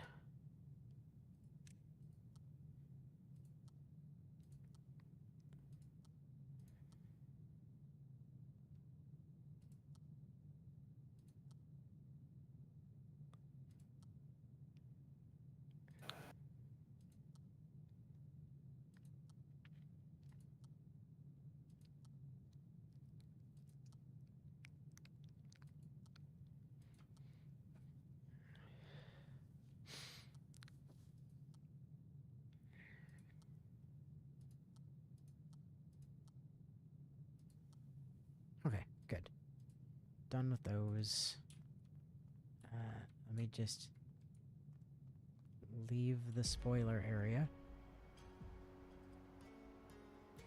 There we go. All right, we're good.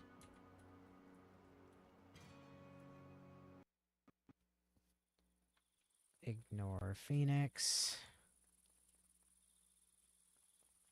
Go slot my fancy new relic into my expanded relic stand.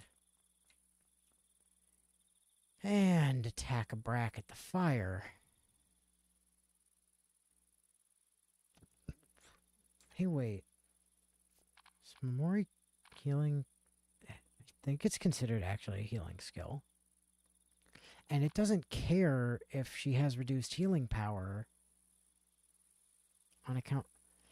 Actually, that's might be a really good swap out for Memori to give her that so that her healing card is free. Because it otherwise doesn't impact her at all, which is lovely, frankly. Okay, cool. Go to the fire.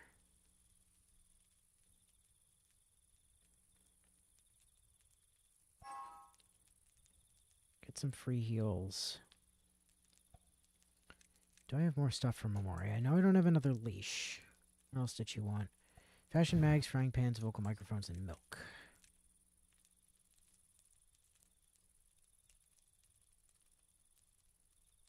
Fashion mag? I do have one of those. Alright, sure. Toss a fashion mag at her. No way. The new products I had an eye on. They're all in here. Hand it over. I bet Mamori can make better use of this than a kid like you. What? You're gonna gift it to me anyway? Thank you?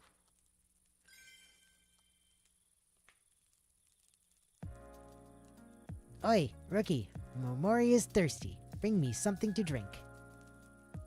Mamori. Call me Throw beer at her face. boss. Mamori, is it true that there's only you in the Mamori Club? What do you mean? There's 2 people, including you, right? Besides, there's over 1 billion tentative members. Be proud that among all of them, you're into the number 2.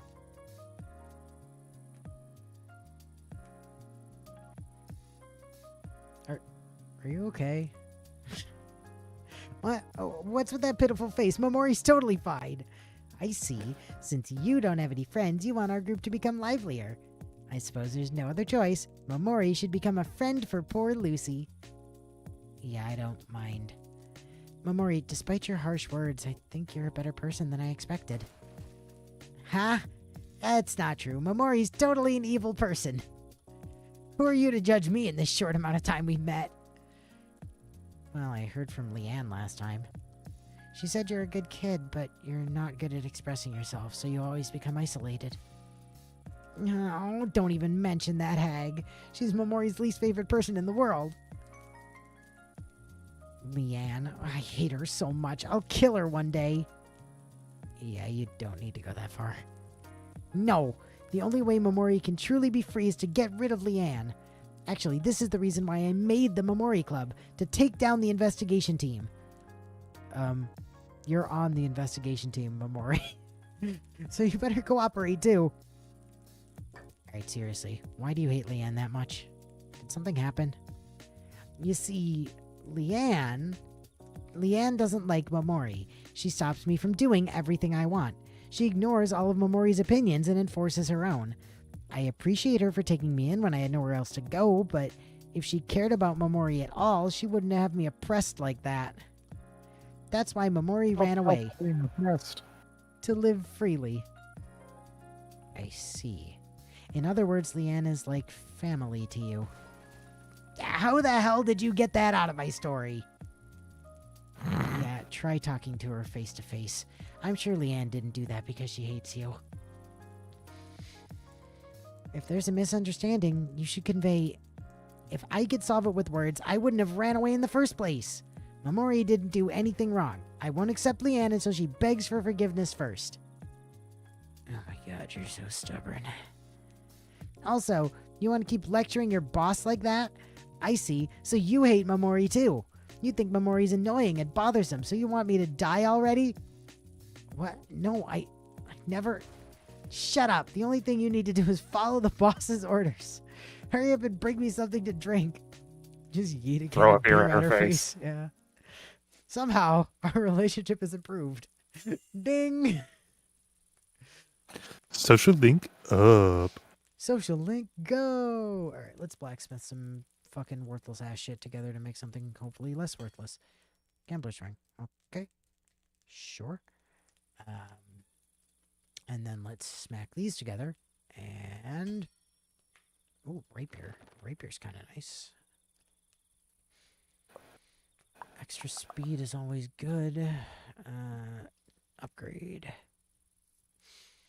You are speed. One blade reduces Kerchop. stored damage of all inner desire in hand. Or plus 50% crit. Plus 50% crit chance? I have a question. Damn it.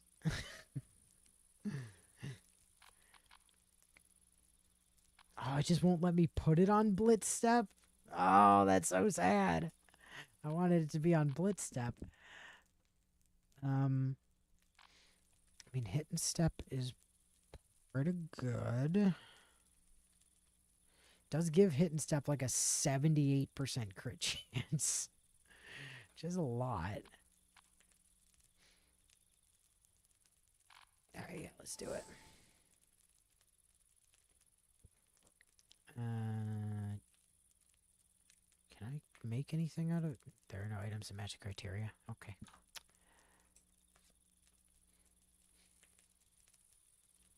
That's crit chance 17%. That's crit chance 5. Okay, that's definitely a lower crit chance.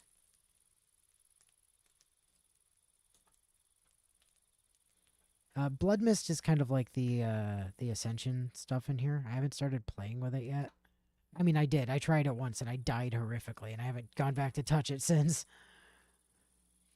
Like, I turned it on and died to, like, the next fight. It was really quite bad. That gives like bitch you thought vibes. You fuck around and find out, yeah.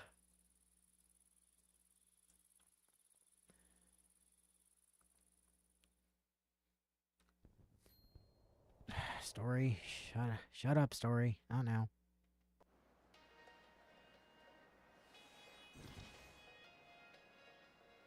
Unlock completed bunny headband. Probably for getting Momori to this particular zone, I would guess. Imagine it's for getting Momori to the White Grave, because she hasn't been here before due to the fact that I, like, just unlocked her. Okay, that's a event blocked off by a fight. That's a shop.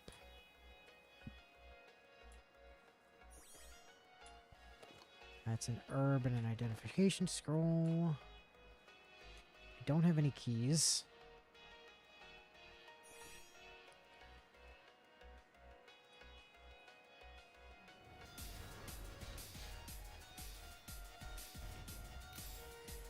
Oh, the Deathbringer and the Wanderer. Okay. This guy, like, he's gonna set up on probably 2 of my party members a thing that just makes them deal less damage. Like, less damage until he's dead, I think, if I remember right. I mean, as far as effects go, that doesn't sound as horrible as it could be. No, it could definitely be worse. Let's step free.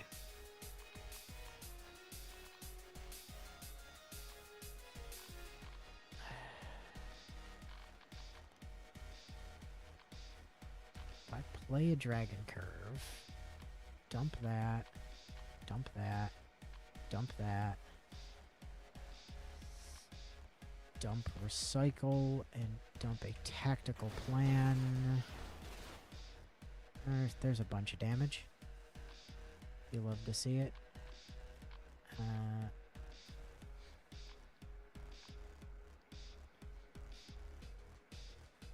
can actually get away with this. Holy shit. You get smacked. Get smacked again.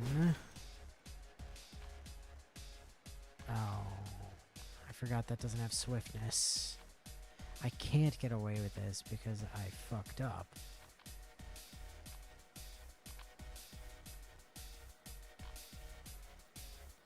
Unless.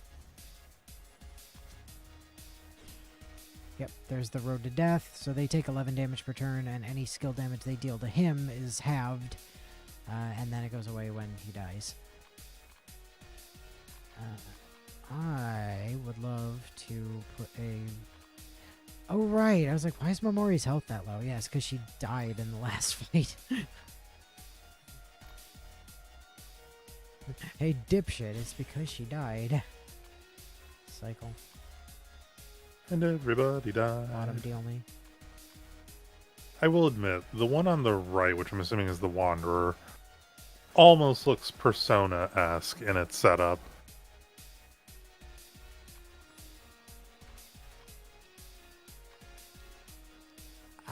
Just need more doodads.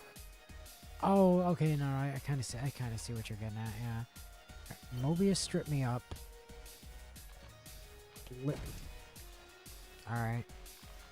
Because I realize without your cursor on screen, at least that I can see, I sometimes do not know which thing you are referring to. Hold on, I can fix that. I didn't think about it first because there was a cursor on the main menu. And like this cursor here is in game, so I thought it was a game asset and not just taking over my mouse cursor. I kind of figured it would show up anyway, but it doesn't. Boy, I wish you'd said something about that 2 hours ago. I mean, you were in the middle of a thing, so it didn't feel right to immediately A, get into it, and B, I have no context really for this game, so I didn't know how important the cursor was going to turn out to be. View a random rare skill. No, I don't like the Frozen Reaper stage. I don't like either of those. Give me different options. Celestial can be obtained on the top floor. What the fuck does that mean? I don't think I've ever seen the Celestial Tower before. Alright, fuck it. We ball. 33% chance to lose a random potion. Well, I don't have a potion. So... that? 30% chance to curse all equipment. No, thank you. I'll take the elevator. 30% gain Lucy curse. I would assume cursing all equipment is about as bad as it sounds. It's I don't want that. I would also rather not take a 1 in 3 chance of Lucy curse skill, but I don't actually have the money to prevent that at the moment. So, damn it. Draw 1 more skill while this is in hand. If you play 8 skills, forcibly end your turn and discard the skill. Okay. Interesting. That is actually really not a good thing for Lucy. Like, that's possibly the worst one she could have pulled. Having not seen a Lucy curse skill before.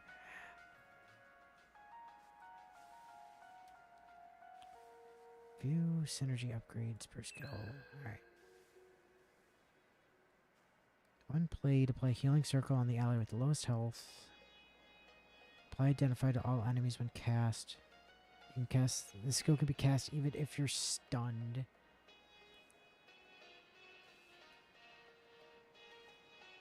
Oh.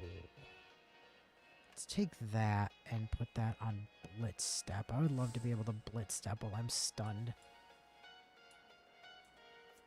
Is there anything I can do about Curse Watch? Decreases every time you play a skill, your turn will automatically end when it reaches 0.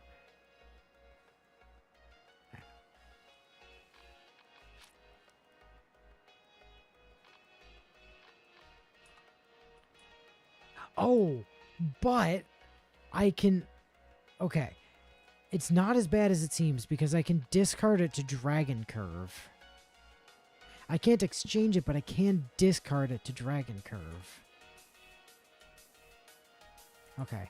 That's not as tremendously shit as I first thought it was going to be.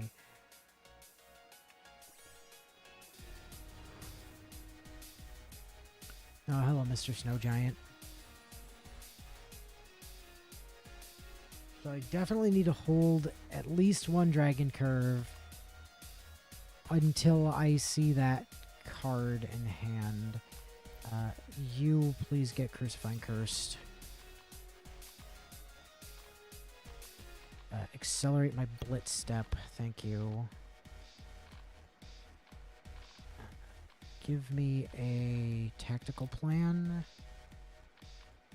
Then Momori crash into both of these Chuckle Nuts. Do it again.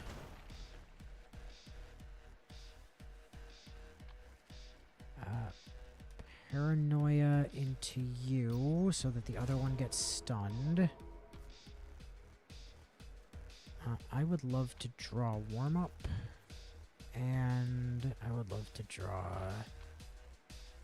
Trauma. I would love to warm up.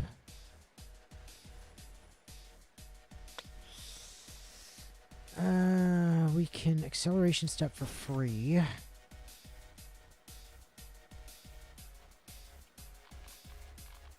We should play Stand United.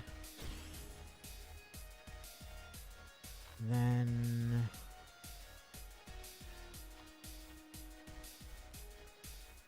I can play that there. Oh, hey, I have the Curse Watch in hand.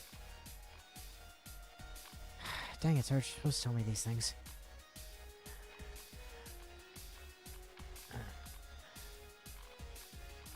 Okay, so we Dragon Curve to get rid of the Curse Watch. But first, I Tiny Camera for more mana, then I hit and step into you. We can then trauma there. Then Dragon Curve out the Cursed Watch, the Recycle, and the Basic Heal. Cast the Blitz Step.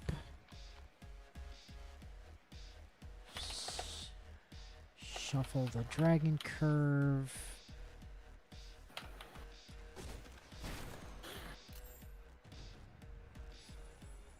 So he goes into his broken form.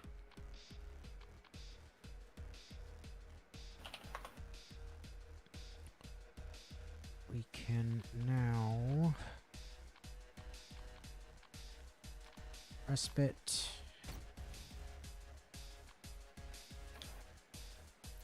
Trojan Horse. Obius Strip.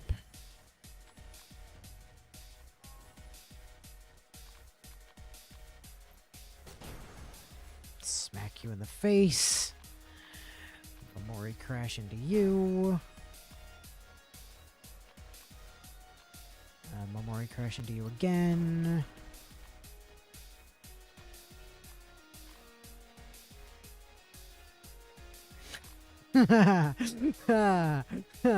She's in danger. It's fine. She'll be fine. All deja vu. Just give her some shield just in case, and then like give me a couple of cards. Could you put Warm Up on top of the deck? I don't still have a Dragon Curve, so put that on top of the deck as well, just in case I draw back into the Curse card.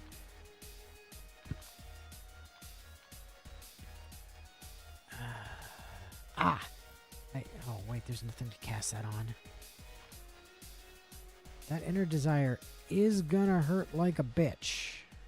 Is gonna put her into Death's Door.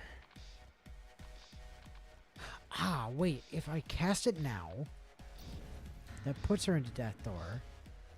But then I can Momori Healing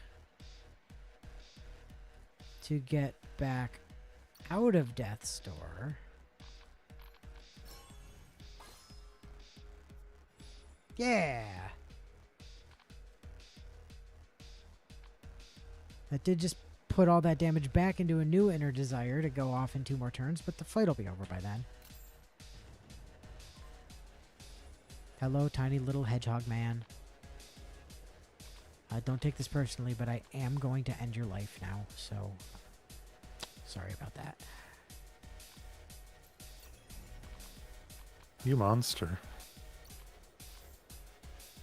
Hey, look, that Cursed Watch is back.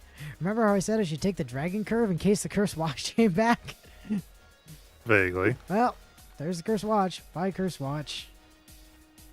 Bye, Inner Desire that's gonna put you into fucking fight for your life again. Doesn't matter, though.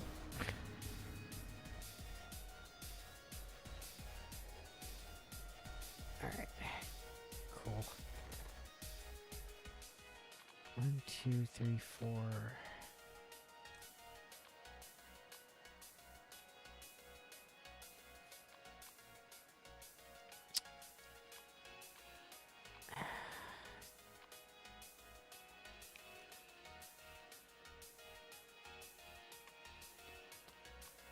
take Ray of Light. It might be that I've been overly harsh on it.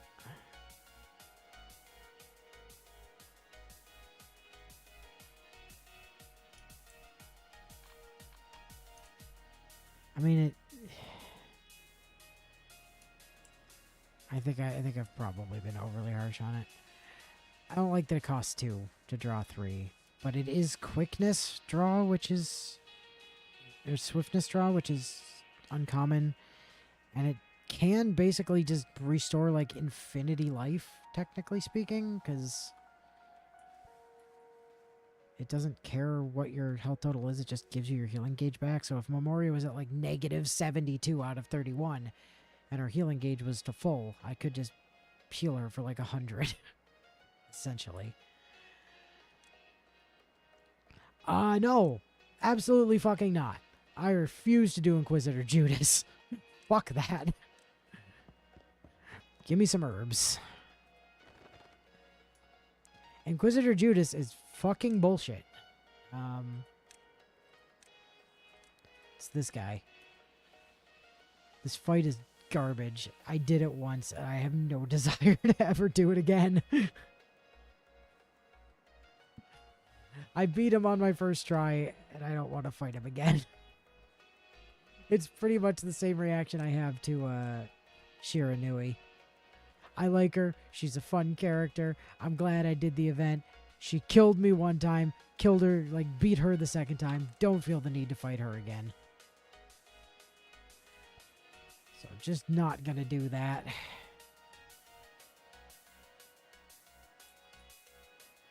Curse rare or higher tier equipment. Obtain 2 skill books or 1 key.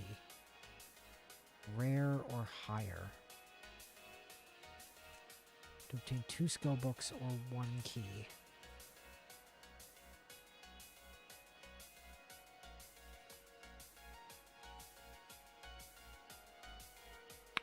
That's fascinating.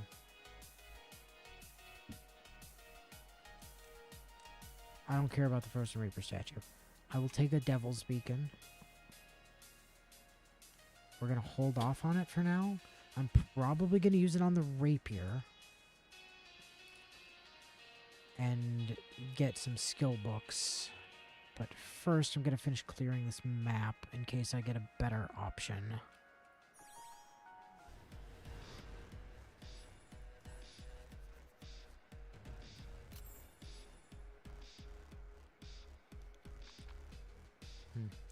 Mobius strip on turn 1 is always a welcome sight. Holy shit, man. Got fucking 3 actions. I don't love that. Like, I really don't love that. Could you not? It would be lovely. Here, let me acceleration step you. And then... we're gonna... stand united. Actually, before I do that, can I... Is there anything here that I want to, like, Omori healing doesn't do anything right this second. Let's me get into bottom deal. I don't care to put either of those on the top of the deck right now, actually. See, there's what I was looking for. Take a hit and step. Take the stand united.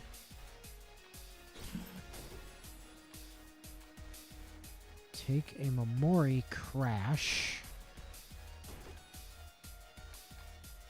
Play a basic protect.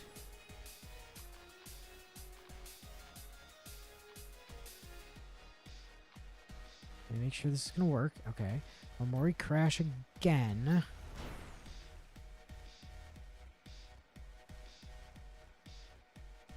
Then blitz step.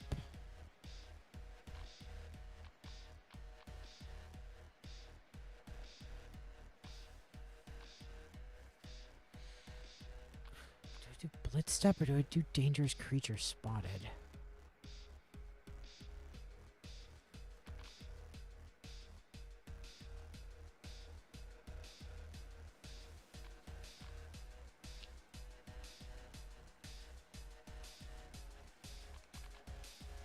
Or I could...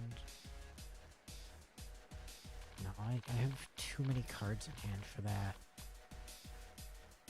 I mean, I should be using Trojan Horse. If nothing else, because there's no reason not to. Thank you for the respite that doesn't actually do anything right now.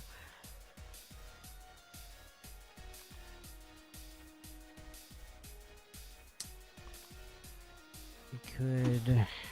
I can practically hear the game going, "You're welcome." So if I play Dangerous Creature Spotted, gives 100% armor until the next received hit. Does get me 3 more cards. I can't hold 3 more cards.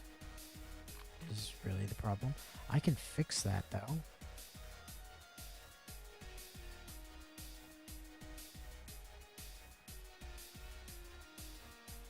Could Dragon Curve.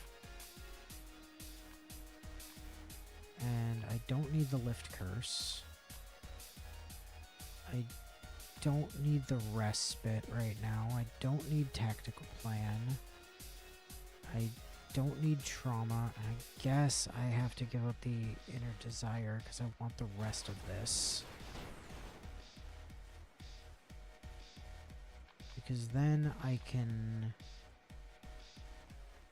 Mobius Strip.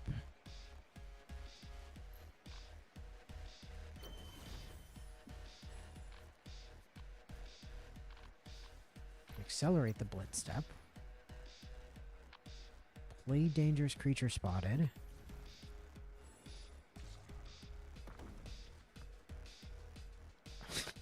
Oh, come on. Play a Dragon Curve. Dump the Cursed Watch. Dump that and that and that and the Paranoia.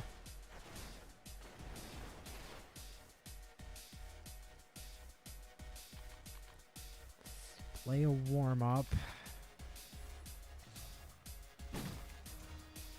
Aw, you stunned people. How dare you? Literally, how fucking dare.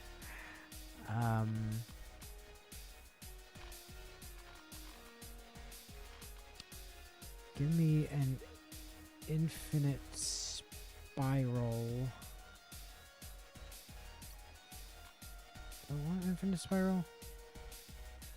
Yeah, take an infinite spiral here. And then we blitz step. Pass turn.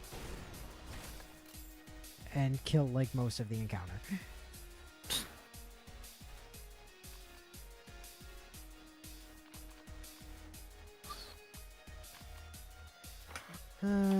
Crucifying Curse on you. Hit and step on you.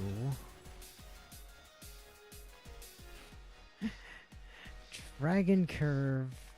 That's stunned, that's stunned, that's stunned. Discard all of those. Oh no, Momori's health is quite low again. Look, she's at death's door. Hey, remember that thing that I said about Ray of Light? Boop. Healer for 33.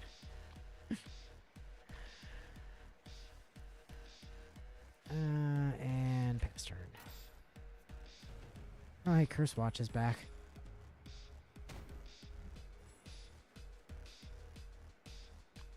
Don't think it's gonna matter. I don't think it's gonna matter at all. Just Momori Crash. Momori Crash. Victory.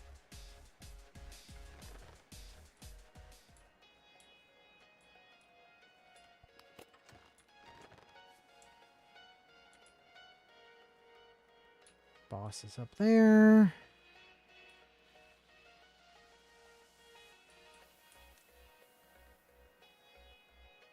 Obtain 2 bread or use 3 bread to make a golden bread. You know what? Let's try a trial of strength.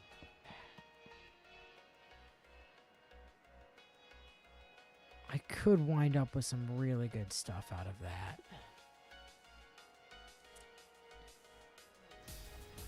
I got the gold for it.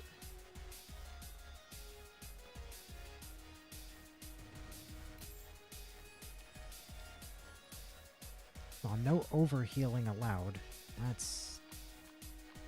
Oh, I think I know why. I know why. No, that's fair. That's fair. Fascinating that they're trying to force me to attack that one.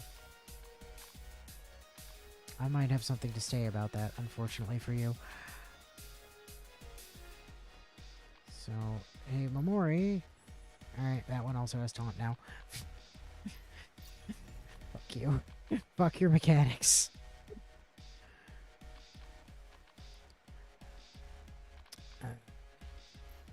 Hit and step.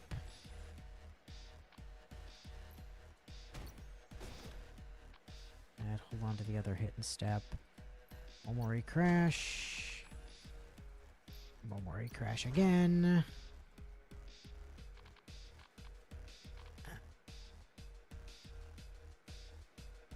We can dragon curve off the inner desire. And then Momori healing the inner desire, the HP back. That's the turn. These guys will literally not do anything. That's why I don't care what Momori's health does here. Like, Nice. I do not have to be worried about her health in any capacity. They will literally just sit here and not do anything to me. This is just a DPS check.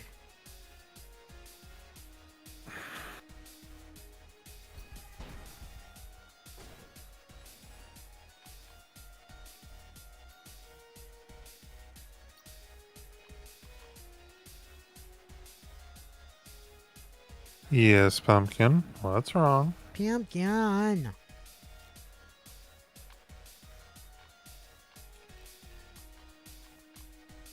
Hi, Mobius strip. Yeah, I'll have one of those, thank you. And a warm-up as well. Seems fantastic.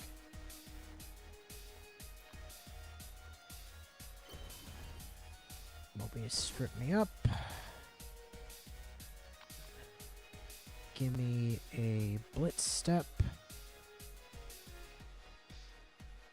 Actually, not yet. Give me a warm-up. Into a stand united. Into Momori crash. Then give me another Momori crash. Give me a tiny camera for some more energy.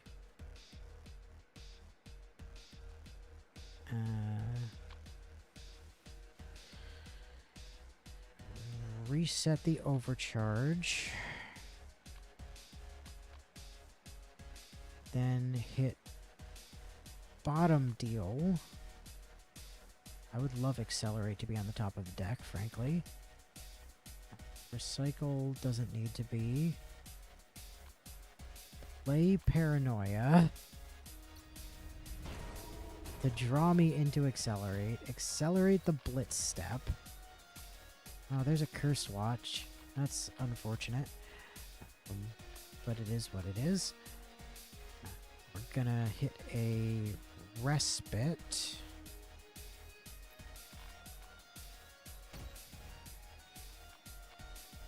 Hit a Momori crash.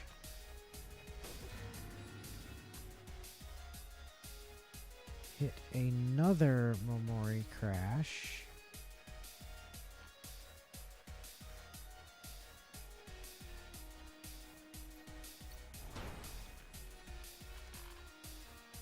Hit blitz. I guess I can play a basic heal. Why not?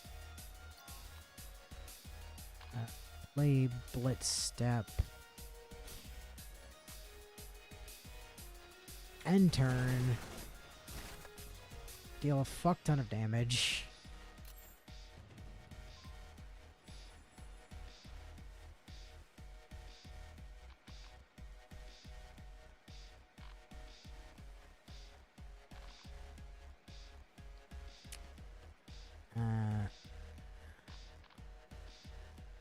Crucifying Curse.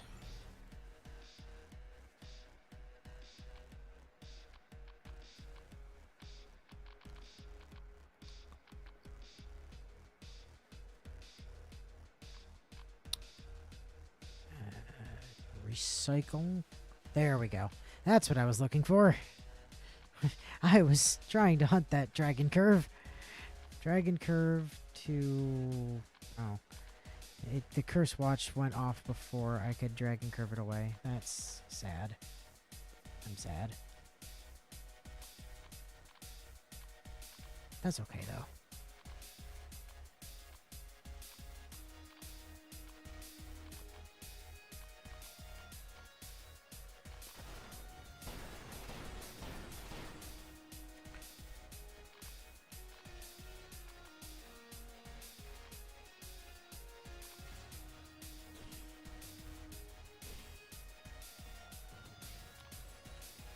Alright, last turn.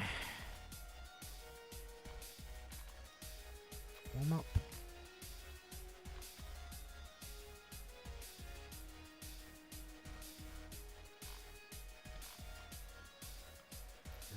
Mori Crash. Mori Crash again. Trojan Horse. There's a Dragon Curve if we need it. Bottom deal. Yeah, Blitz Step on top. Thank you. We are going to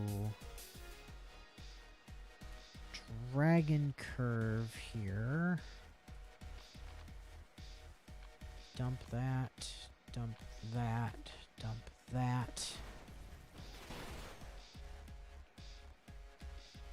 Then reset, warm up. Oh, hello, Cursed Watch. Welcome back. Paranoia into you.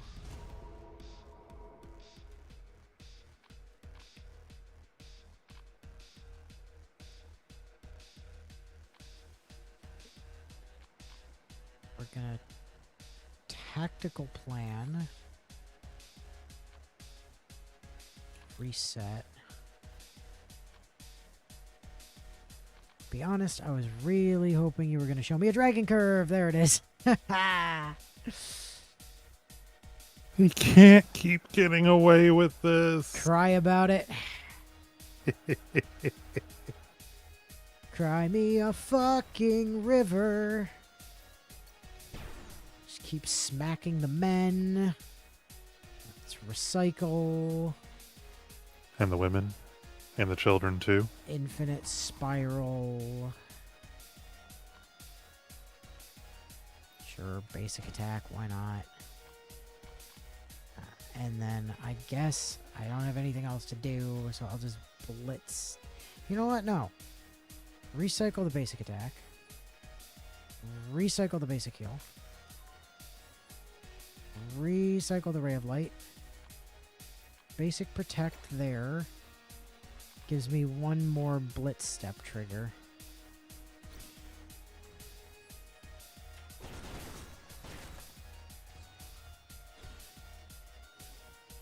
I did 890 damage out of the minimum 600 required.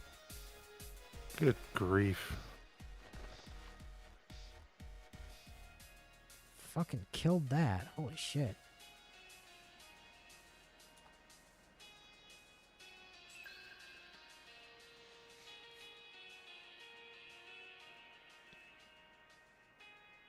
Only identified to all enemies when cast. Okay. Is there anything else that I want to be able to cast even when I'm stunned? Maybe. Respite I can already cast when I'm stunned, so I don't need to worry about that. You know, it might be Dragon Curve. It might literally be Dragon Curve. Just make sure I can always cast Dragon Curve. And dump that stupid curse skill when I need to. Come up here.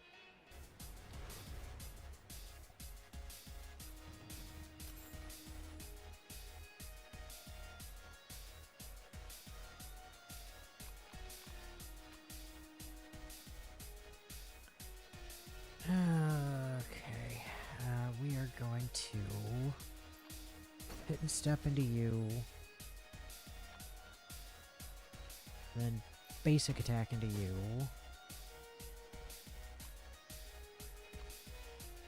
Nothing has step at the moment. So let's do this. Let's give you a taunt status.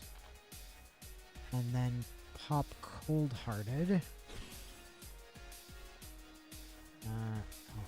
Hit a team barrier as well, just for good measure.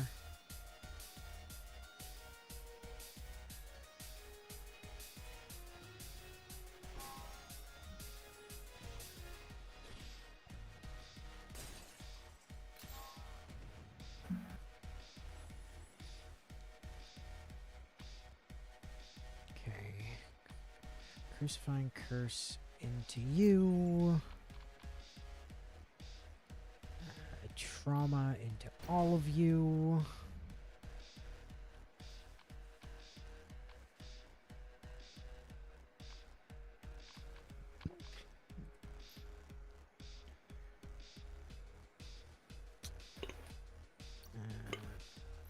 Smack that one with taunt.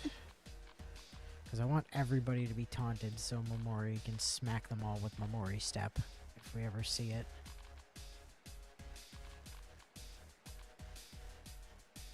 You know what? Here. Well, there's Momori healing.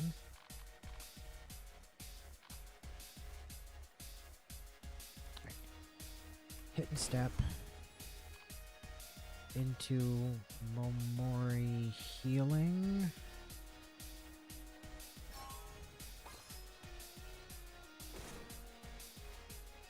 Then warm up to get some MP back. Buried in the sand. Trojan horse.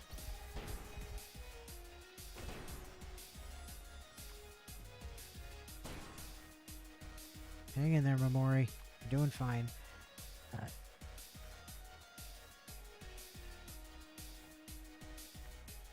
Trojan horse again.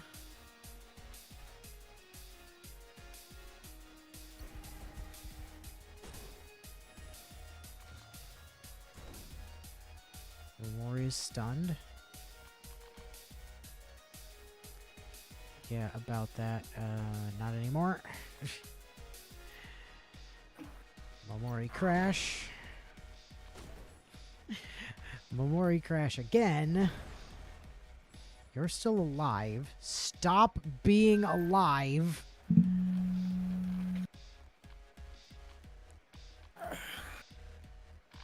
What was that buzzing? Is that something you gotta worry about? What buzzing? It was just like a just a second ago. Maybe some distorted audio from my phone? Could be. Or when Artemis jumped up, she could have also knocked the connection for my microphone. Are you miss? What are these little yellow things on Narhan's card? I don't know. Lucy has one too. Not sure what the deal is with those.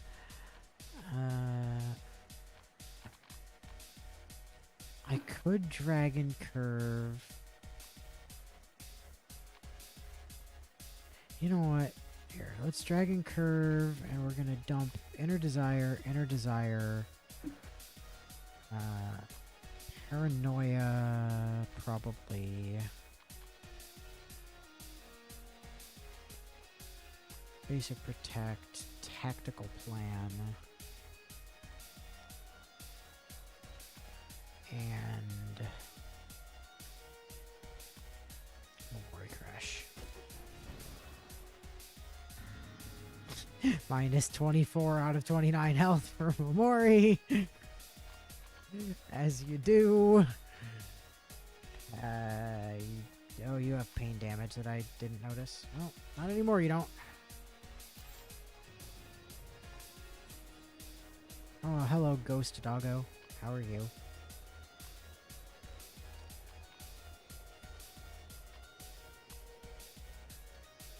I'll tell you what, Mr. Ghost Dog, I would love to find... I mean, not a Cursed Watch, but, Cursed Watch is what I found. That's okay, though, because we just go ahead and hit a Mobius strip. This is why I held on to this other Dragon Curve. We get rid of the Cursed Watch. We get rid of the Infinite Spiral.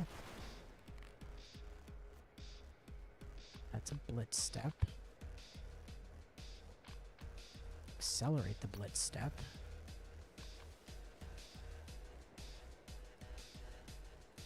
Hit the Acceleration Step.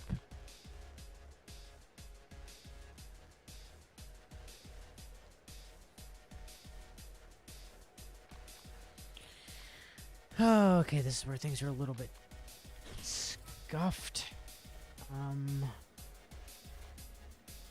Is a chance that Momori kind of bites it here.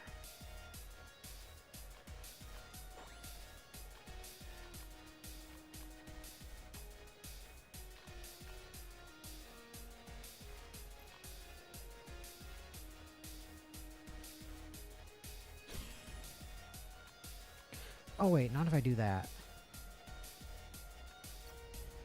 Yeah, I can just stun that guy.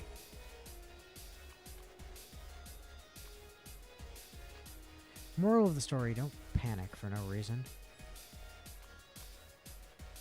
Or do. You're not the boss of us. Well, that's true.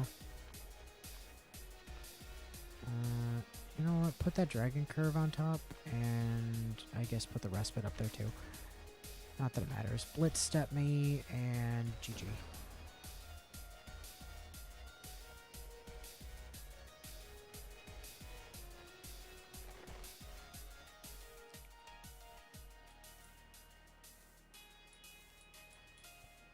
Oh, fuck ton more gold.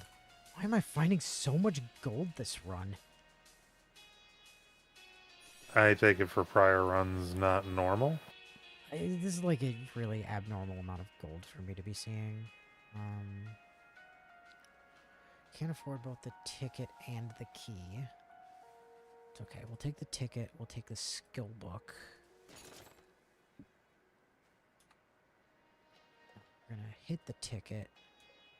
Regression. View the skills in your hand and turn 1. Choose 2 to cast. For 3. Okay. View all skills and select ally. Select 1 to create. Additionally, create the ally's unique draw skill.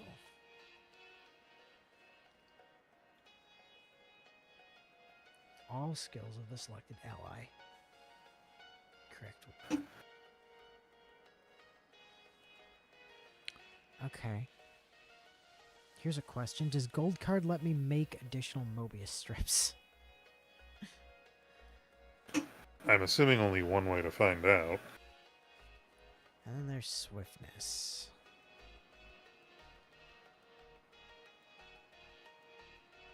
Yeah, I'll take a Gold Card. That seems fine. And then we'll hit the skill book. I did say I wanted another Momori healing.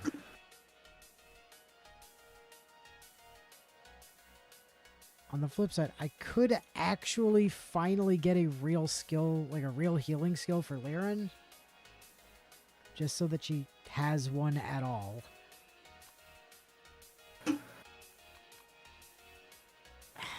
Fine, you can have a real healing skill, Liren. Tell you what, even make it your fixed ability. Because you've still just been using basic heal this whole time. I've never once cast it, because why the fuck would I? But 5. One more of these. I really quite like Lightning Draw. I don't think I'm over valuing this. Draw 3 skills. If this skill is played first after being drawn, otherwise it costs 1 and you draw 2. Like, I think that's incredibly good, actually. So, I'm going to take Lightning Draw. And at this point, every other remaining, like, Soulstone I get goes into Lucy, just to make Lucy stronger. So that's that. Do you remember where my elite was? I'm gonna guess. No. Okay, that's fine. Is there a hidden chest here? There's not a hidden chest here. There are, like, a couple other places where it could be. There's actually a lot of possibilities for where this could be. Try here? Nope. Buy a lifting scroll.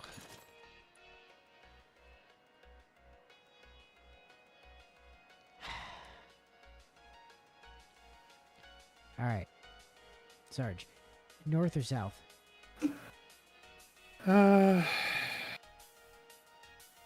South.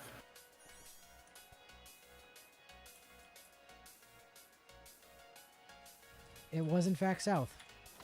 Hold on. Hey! 50-50 chance, let's go!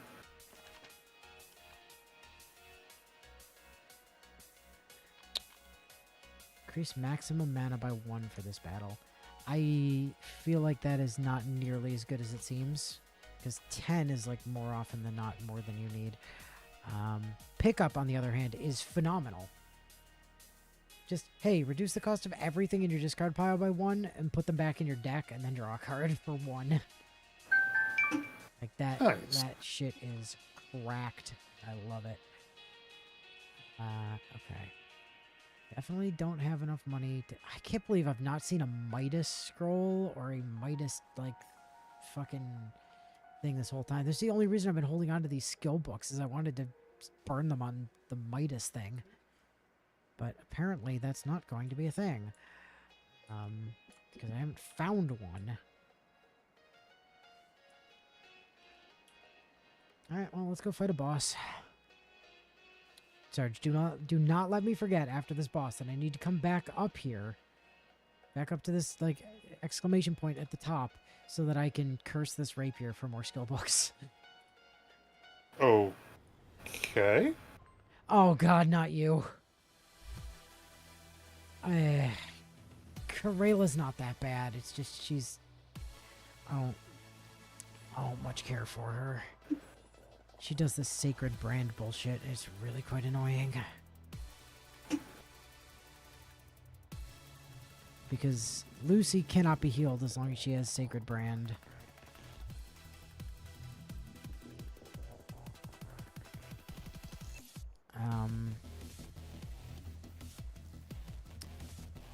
Alright. How do I want to do this? Step 1. Let me attack into Karela.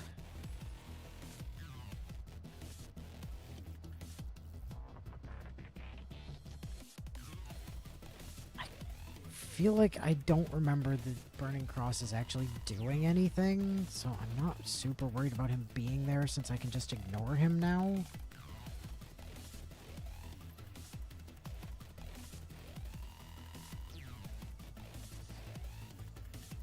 Hit and step into you. Crucifying curse into you.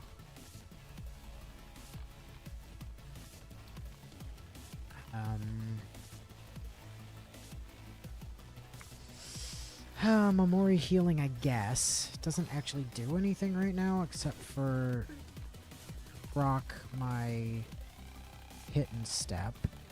Trojan horse into Karela. Hold on to accelerate in case I can find blitz step. Trauma into the whole enemy team.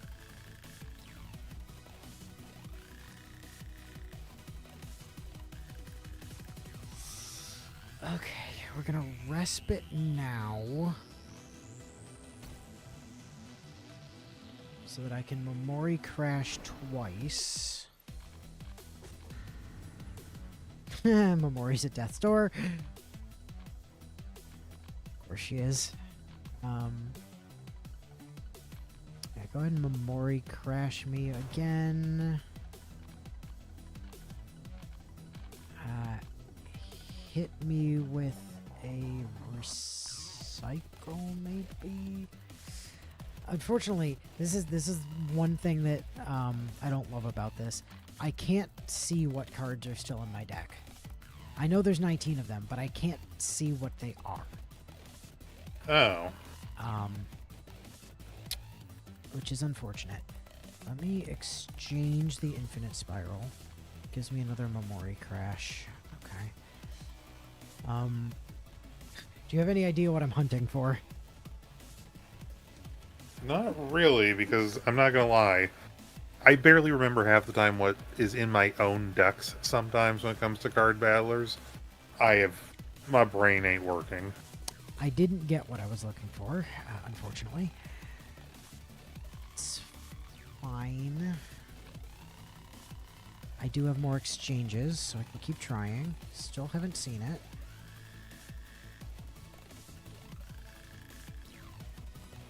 That's not it. Wait, hold on.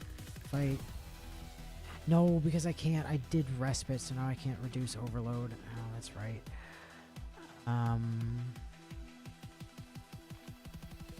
Okay, Memori didn't get hit with Blazing Fire. That's good.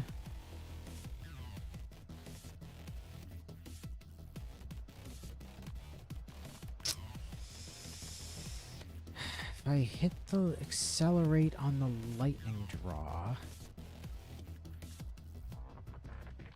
I can hit a Dragon Curve. Dump the pickup. Need to keep the other Dragon Curve. Want to hold on to that. Dump the Inner Desired. Dump the Memori Crash. Dump the Hit and Step. Dump the Lightning Draw.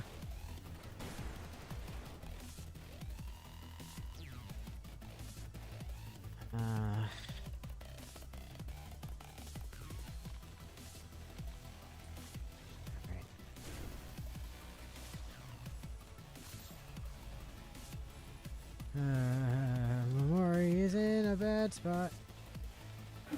Hey, don't have that pain debuff, thank you. God, I still haven't seen it. It's here somewhere.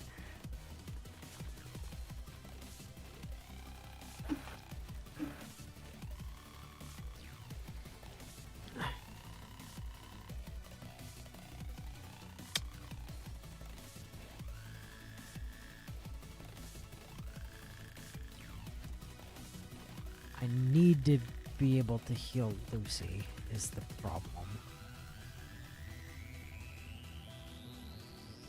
Is there somebody here that it's kind of fine if they're dead at this point? It's probably Memori. Considering she seems to serve as a decent punching bag from what it sounds like. The thing is, if she dies right now, it doesn't hurt me that much. Whereas Lucy going down is just not... We can't have that. That's not tenable. So let's evangelize the sacredness onto her.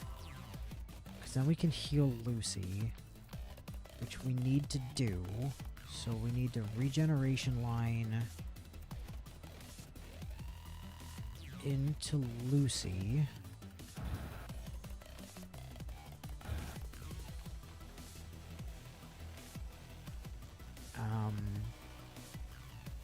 Then we need to bottom deal.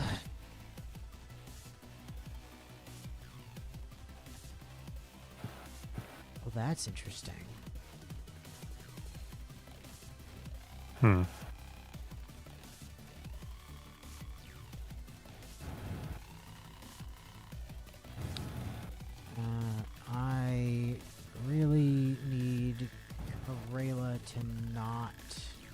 have a turn would be lovely.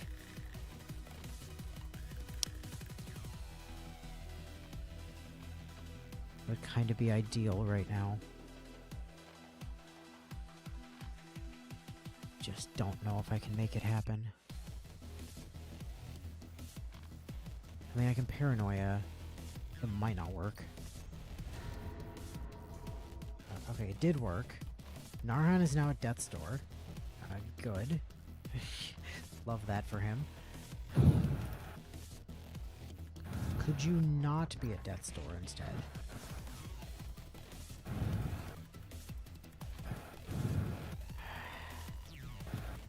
Alright.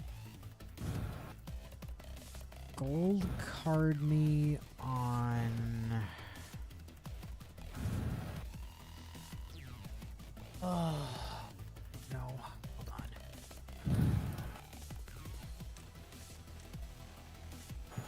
What's your draw skill? I don't know. I haven't seen it before. Narhan's draws 2 and puts Identify on everybody. I don't think I've seen hers yet. No, I haven't. Oh wait, no. I don't wanna appears to be her one, probably. Oh, it's okay. It's a choice between I don't wanna and guess I gotta.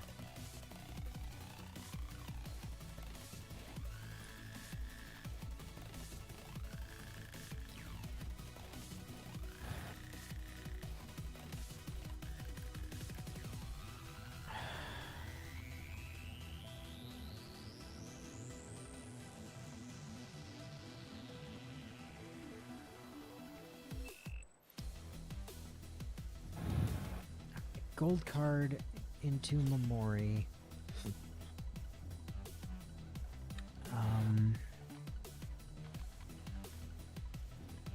We're gonna take...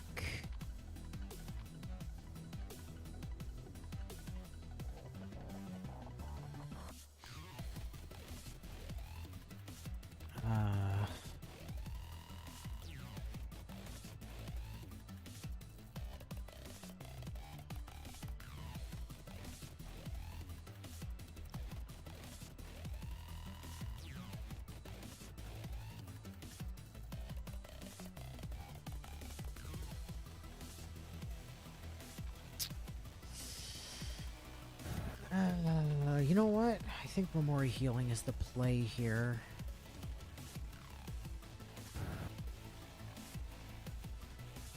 Because that will get everybody else, like, well out of the danger range.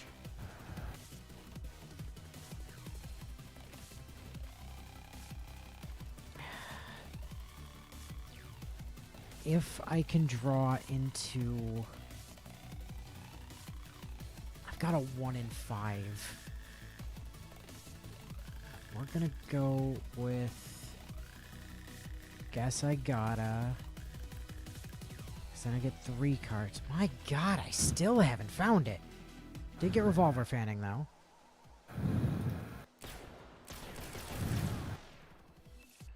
Oh shit, Lucy died. That's... awful. We're in a lot of trouble now. Why did Lucy die? How did Lucy die? Oh, shit. I know how. Okay. Well, also. So, because Memori cast the thing that does the pain damage to her, it also hit Lucy, but Lucy's not immune to dying from the pain damage. Like, I see what I think I see what happened anyway. Oh, that's a big problem.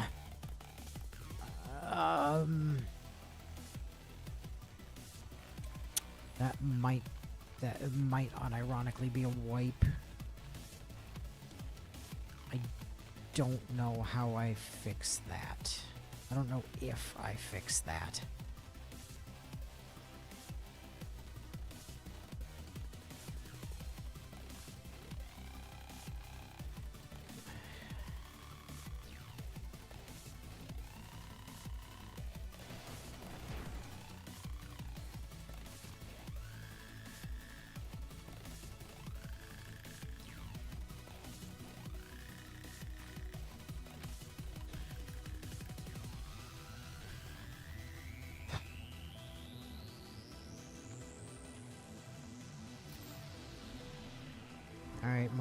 is also gone.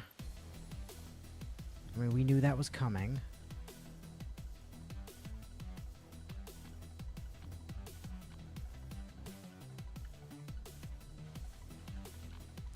Laren has evangelized the sacredness right now.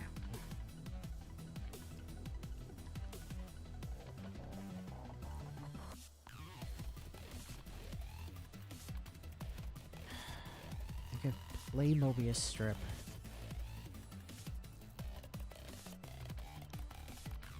And then we...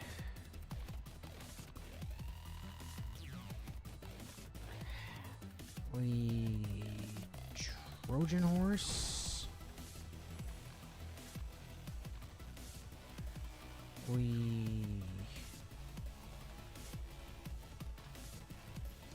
Cold-Hearted. Because I'm pretty sure I need that to not die. Stand United for much the same reason. Dragon Curve off the Infinite Spiral.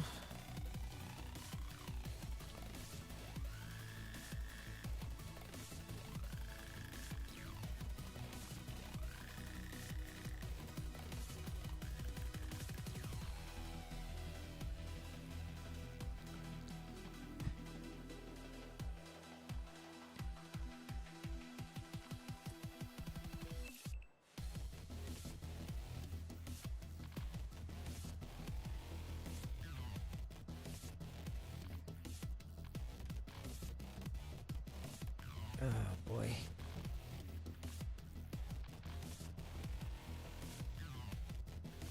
Don't exchange. Dragon Curve the... Evangelize the Sacredness. Yeah, Laren's at Death's Door, I know. Dragon Curve the basic Protect. Wait. Wait. What? Wait. No. What did you No. We're not infinite. Surely we're not infinite, right? Are we infinite? Hold on. Holy shit, we're infinite. We're infinitely looping Dragon Curve. This is actually one? No fucking way. How did you accidentally infinite? How? I accidentally went infinite. Yay! I completed Curse of the Sun, Moon, and Stars. Yay! I do not understand you. How the fuck did Which you manage means I that? finally unlocked the last 2 party members. So even if I wipe, this whole run was fucking worth it. Yay! Fucking nailed it. Just how? How do you even? Sheer When accidental. dumb. All it took was half your party dying to remove their cards from the potential draw pool. Yep, you're not Correct. wrong. That's exactly what did it, unfortunately. But hey, you know, listen, sometimes you just have to accept some people dying in order to be successful. I am going to hold on to the... See, this is why I didn't do the rapier thing immediately, because now I can dump the Assassin's Ring instead, which I much prefer to do. Assassin's Ring, I need you to get burned so that I get skill books. Thank you. Yes, I know, it's now cursed. Oh, right, it doesn't get burned, it just gets cursed. Here, let's see how cursed it is. Very! Die immediately if your health hits 0. Yeah, I don't, I'm not gonna... No. The answer to that is no, first of all. Second of all, no, also. Okay. Now. I don't have enough money to buy anything at the store. I can't open the chest. Okay, we're just, GTFO. Yeah, half the party's dead.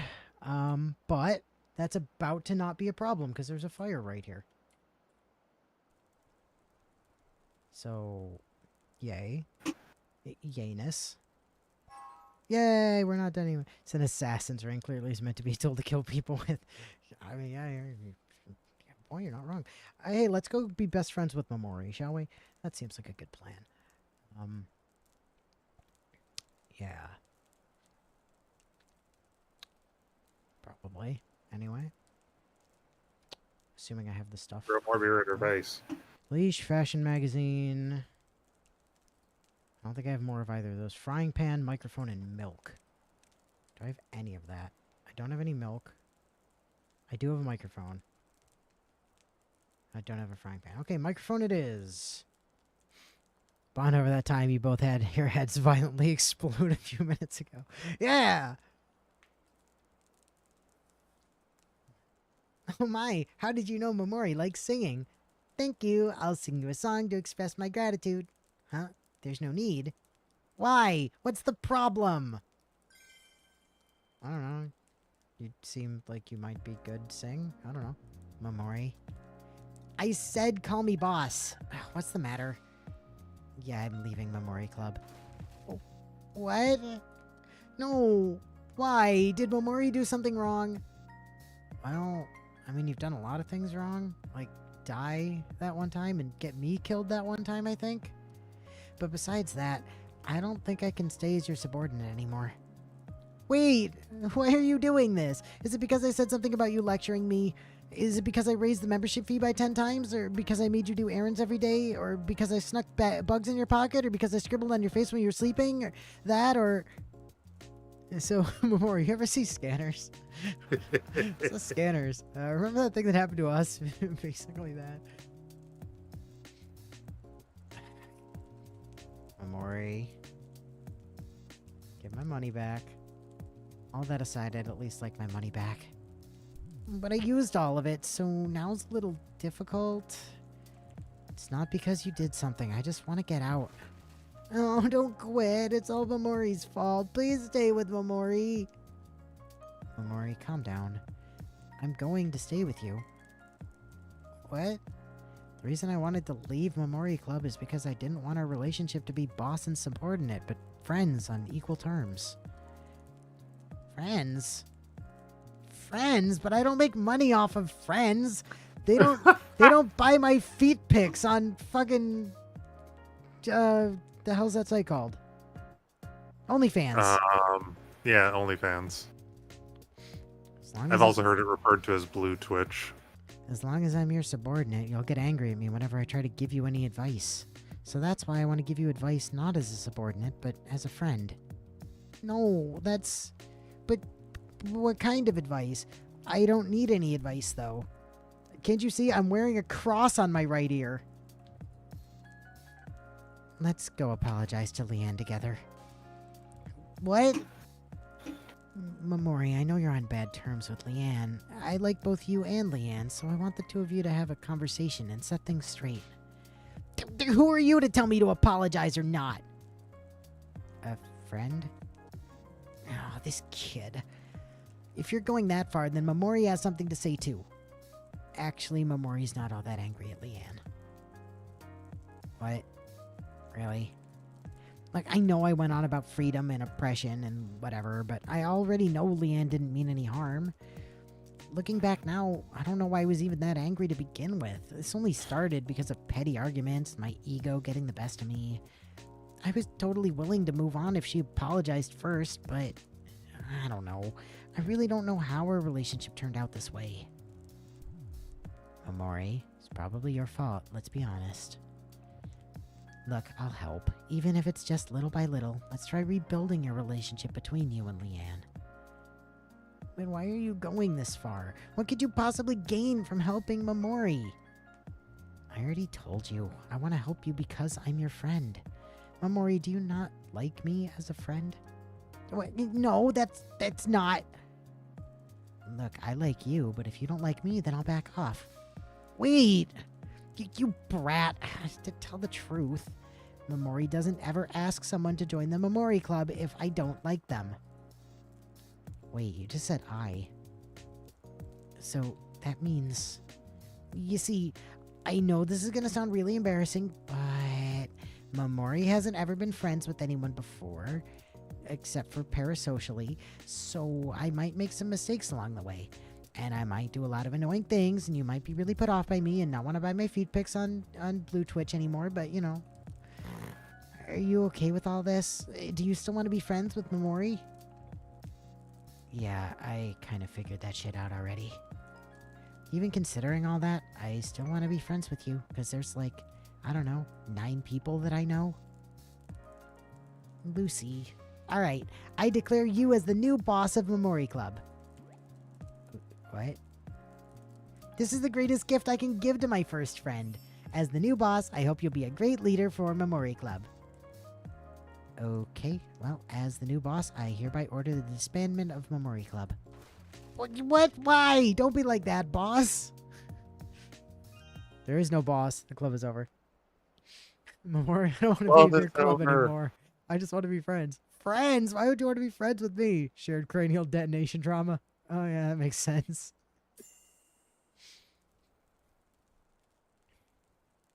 Okay, upgrades. When played, apply healing circle to the blah blah blah blah. You know what? Yes. Give me that. Let's put that on.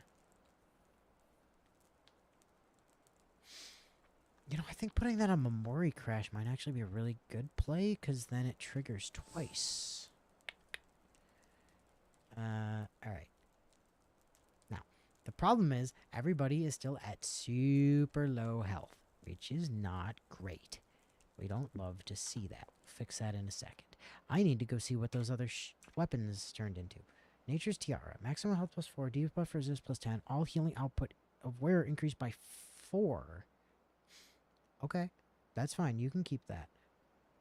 Enchanted Ring. Evade plus 4. 50% chance to gain plus 1 mana every turn. Okay, that's fine. Yeah, you can keep that. Sure. I'm fine with that. These Evade Speed Slippers, on the other hand, we're just going to swap those out with that.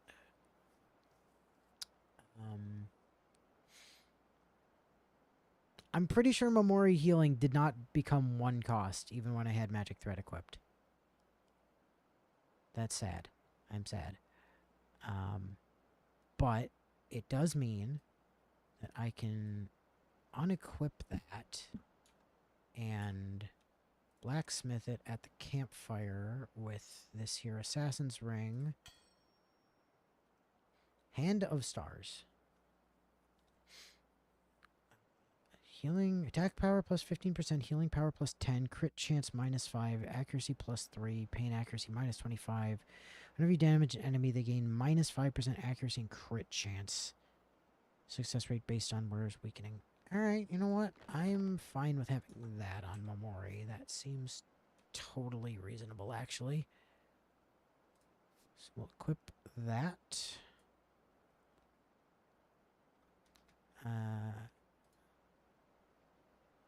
These scrolls are super cursed and not going to do anything, especially that lifting scroll. Hit these skill books. Do I need another blitz step with Lucy? I kind of feel like I don't need another blitz step. I would love more acceleration steps, though. Like, I have the one that's in my fixed slot, but I would love some in my actual deck.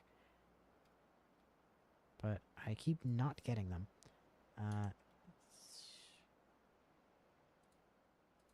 Loser detected. We have a copy. That's our fixed ability. Plant Spite is... I mean, it's okay, but it's not, like... incredible. Healing Circle... Healing Circle is actually finally a real healing skill for Laren. Like, one that's not her fixed ability. So, we'll take that. Does that put you over? No, it does not. Skill book. Respite. Healing Circle. One more recharge. Ah, for God's sake. We don't need... We don't need a Memory Charge in the deck. It's fine when it gets created. I don't need a Mental Shock. Do I need another Healing Circle is the question. The answer is kind of not really, also.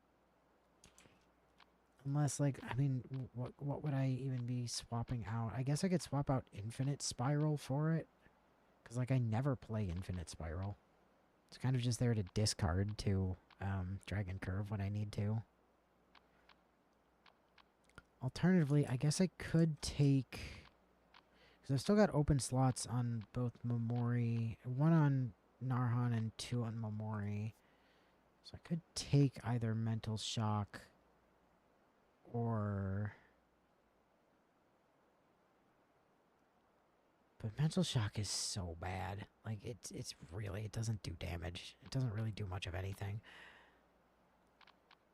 So either take Momori Charge or take Healing Circle.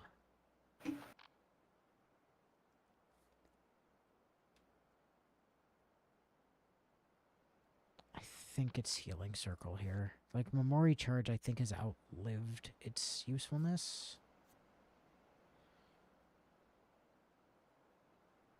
Okay. One more book. Infinite Spiral. Concentrated Blow. No.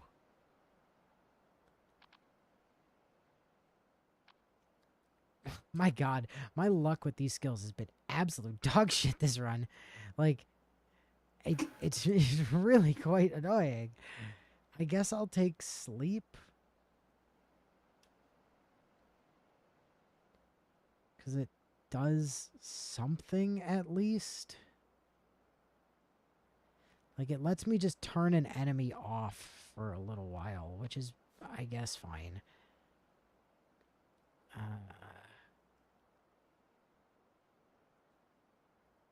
Alright. And then we do get another level for Lucy from here. So maybe... an acceleration step. Fucking finally. Is that the witch? That is the witch. Restore 3 mana if this skill defeats an enemy. Huh. Interesting. But no, I would like another acceleration step, please. Except that one is its actual cost and not just, like, getting boosted. So it's slightly more usable more of the time.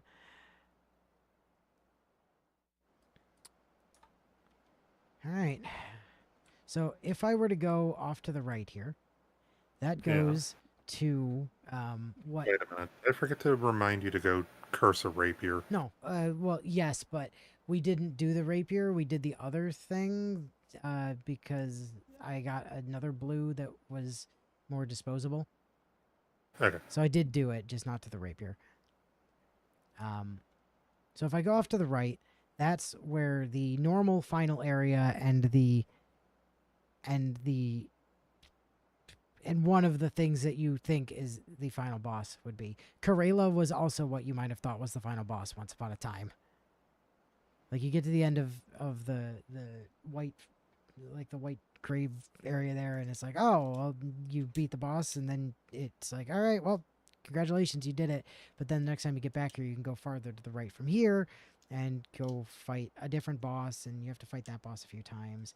And then once you do that enough, this doohickey mabobber shows up over here, and you can then just dump your magical revival necklace into it in order to rip open a hole in reality. And that goes over to the actual final boss. Okay. By which I mean kind of the actual final boss. Because technically, once you beat that final boss, you roll credits, and then it tells you that there's another ending that you have to go back and do it all a second time.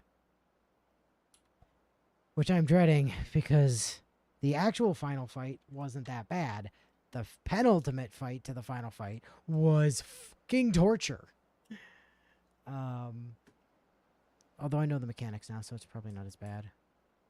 Anyway, I hope it's not as bad. Plus, it doesn't show yet, but once I come through here, and skip the story. Not yet. Skip the story. There we go. And now Phoenix is going to want to do more story. So I skip that story too. Now, there's also a shop right here. I can't afford a small treasure chest, so we'll buy that. I could also afford bread. I don't need to afford bread, but I can afford bread. You know what? Fuck it. Buy a bread. Alright, what's in here? Oh, right. I need keys. I forgot about that. Rip. You can't buy keys here. Just buy a thing to open with keys. You also can't sell stuff at, like, any of the stores. So talking to Momori over here would give me her golden friendship thing. So if I go into the encyclopedia, we might be able to see this. Not on you. So you've got like your 1 thingy friendship, your 2 thingy friendship, your 3 thingy friendship. Then you've got you have like the red border. And then if you have the red border, which is what I was doing when I was off screen with Narhan and Momori and Laren earlier, was I was getting their red borders. If you have the red borders, and then you get all the way here, and you talk to them again, you can then get their gold, like their gold border. Or not their gold border, their gold flower. Like I have on, I think probably Charon, because Charon was there for the winning run, and probably Chain, and probably Joey. Who the hell else was with us for that run? Somebody else was there. Wasn't Ironheart. Was Huz? No, it wasn't Huz. Who the fuck else was there? I don't remember.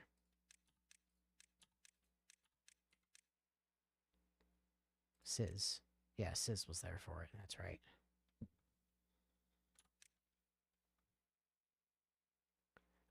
But like I said, I don't want to do spoilers, and the final boss is definitely super spoilers.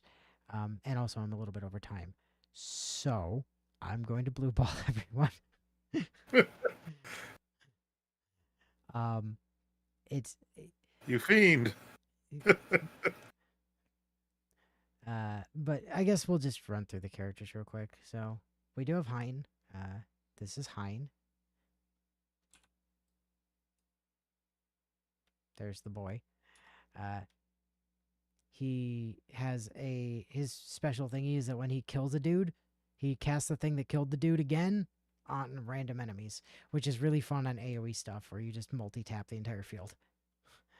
It does do 50% damage when it does the next hit, and it can change. So if you like kill something and then you kill something and then you kill something, you just keep triggering it. So that's fun. He has a lot of stuff in his deck that wants him to be at Death's Door.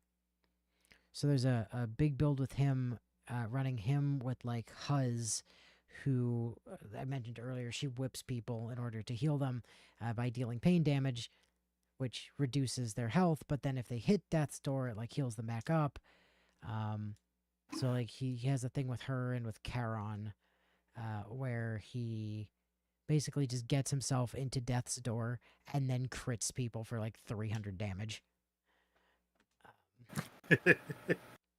Gross, Yeah, but I love it. Yeah. Then we've got Joey. Joey is technically a healer.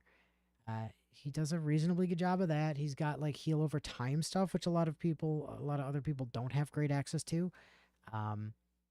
And he also works really well in like pain damage comps because he has like 1 card that just puts pain debuffs on the entire enemy team. So he can kind of help out in those sorts of comps. When I was running the Karen team that won, he was one of the people that I was looking for. Like I started Charon and Chain, and then I was looking for Joey, but I didn't get him until like the last recruit slot. So I ended up with Sizz for a while, which was fine because I hadn't. It was the first time I'd gotten to play her, but I was actually looking for Joey, and he showed up later, which is why I ended up running two healers. Sizz uh, has this cute little doll here. That's Eve. Sizz is basically also a healer, but she's also support damage. So she can give Eve to people. When Eve is on people, Eve will make coordinated attacks with people. And then Sizz also can do some attacking stuff herself. She's pretty fun. I like her. Also, good design. Uh, Trisha is. I don't know where they get these difficulties from because I don't think Sizz is particularly hard to play, by the way. Trisha, her thing is a couple things. First of all, she gets the ability that every time she plays the fifth card that is hers, the next card played by anybody costs 0, which is hilarious because you can really set up like hugely expensive cards to just cost nothing if you're really good at it. But what's cool about her is that a lot of the cards that she has access to copy other cards. So Trisha is set up like she's a damage dealer, but she could theoretically be a healer or a tank or just a supplemental damage dealer to your existing damage dealer by making more copies of their cards. Um, so yeah, she's good. I like her quite a lot. I was really hoping we would see her with Lucy because then I could have had more Lucy cards to play with. But it didn't happen. Miss Chain, she has this burn effect that she gets when she plays her own cards that protects her healing gauge and gives her bonus effects on her cards when she has it. She also can put like pain debuffs on people, so she's good for pain comps. She can make the entire team have death's door protection so that they don't die when they're hit at 0 HP. She can like she's pretty good. She's probably not the best tank going, but I really do like her, and she fits into like a lot of the stuff that I've done. She was there for my one winning run so far, so that's bonus points for her. Azar is one of like the first people that you start out with. This, like I said before, this dude is Shiro Emiya. He just makes swords. His whole thing is making swords. So like every turn he puts a buff on a thing that when that thing is cast, it makes a sword, and then the sword does like a little bit of damage when he casts it. But the swords are free, so he gets basically free damage. And a bunch of his other cards make more swords, so he can just make a fuck ton of swords, do stupid amounts of damage. I like Azar. Azar's good. Uh, I had a horror. I ran him a lot at the beginning of the game and just kept not getting his friendship stuff, so he hasn't finished his friendship yet, which is kind of sad. Leanne, I said earlier, she's big parry, so she gets a free parry stack every turn. And so when she has a countdown skill, when she has a skill that like requires multiple turns to go off, that is on the stack, and the person she's targeting with that attacks an ally, she gets in the way of it, cuts the damage by 35%, protects her own healing gauge, and then like frequently does damage. Yeah, she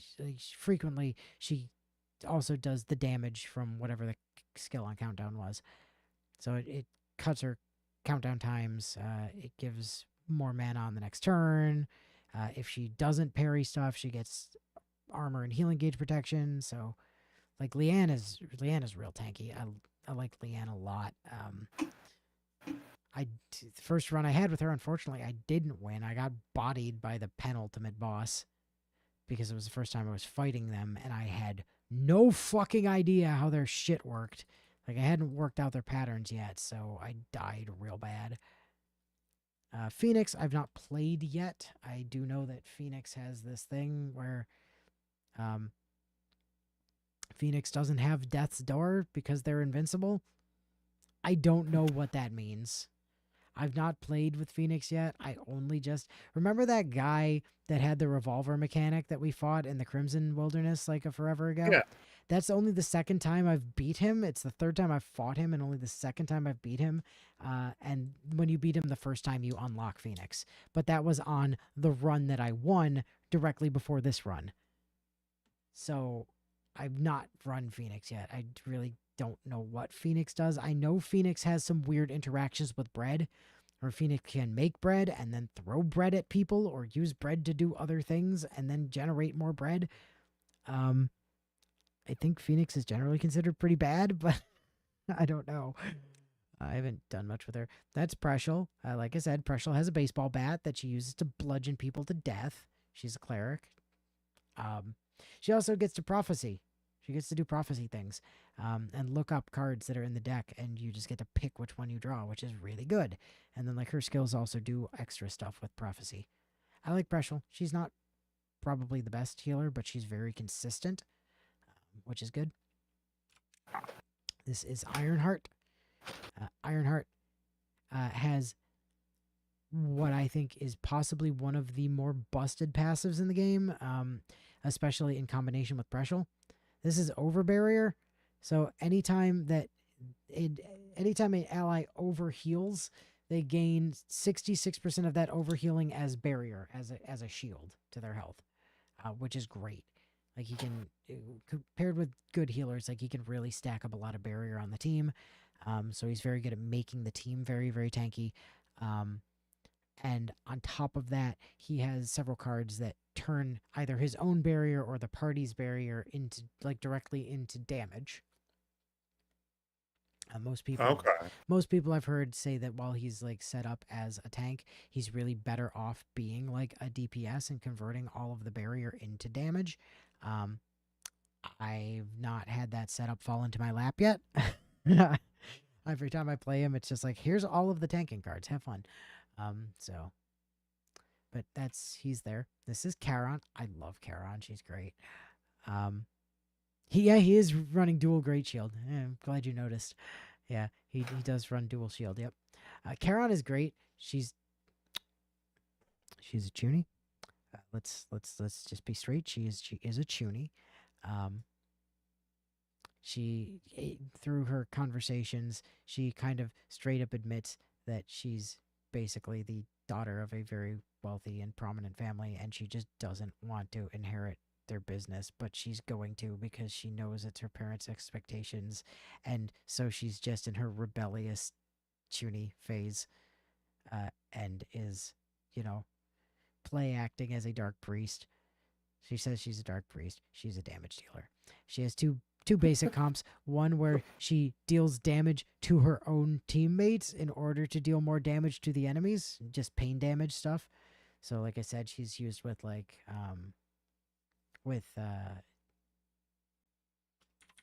fucking Hein back here to enable his like, stupid shit.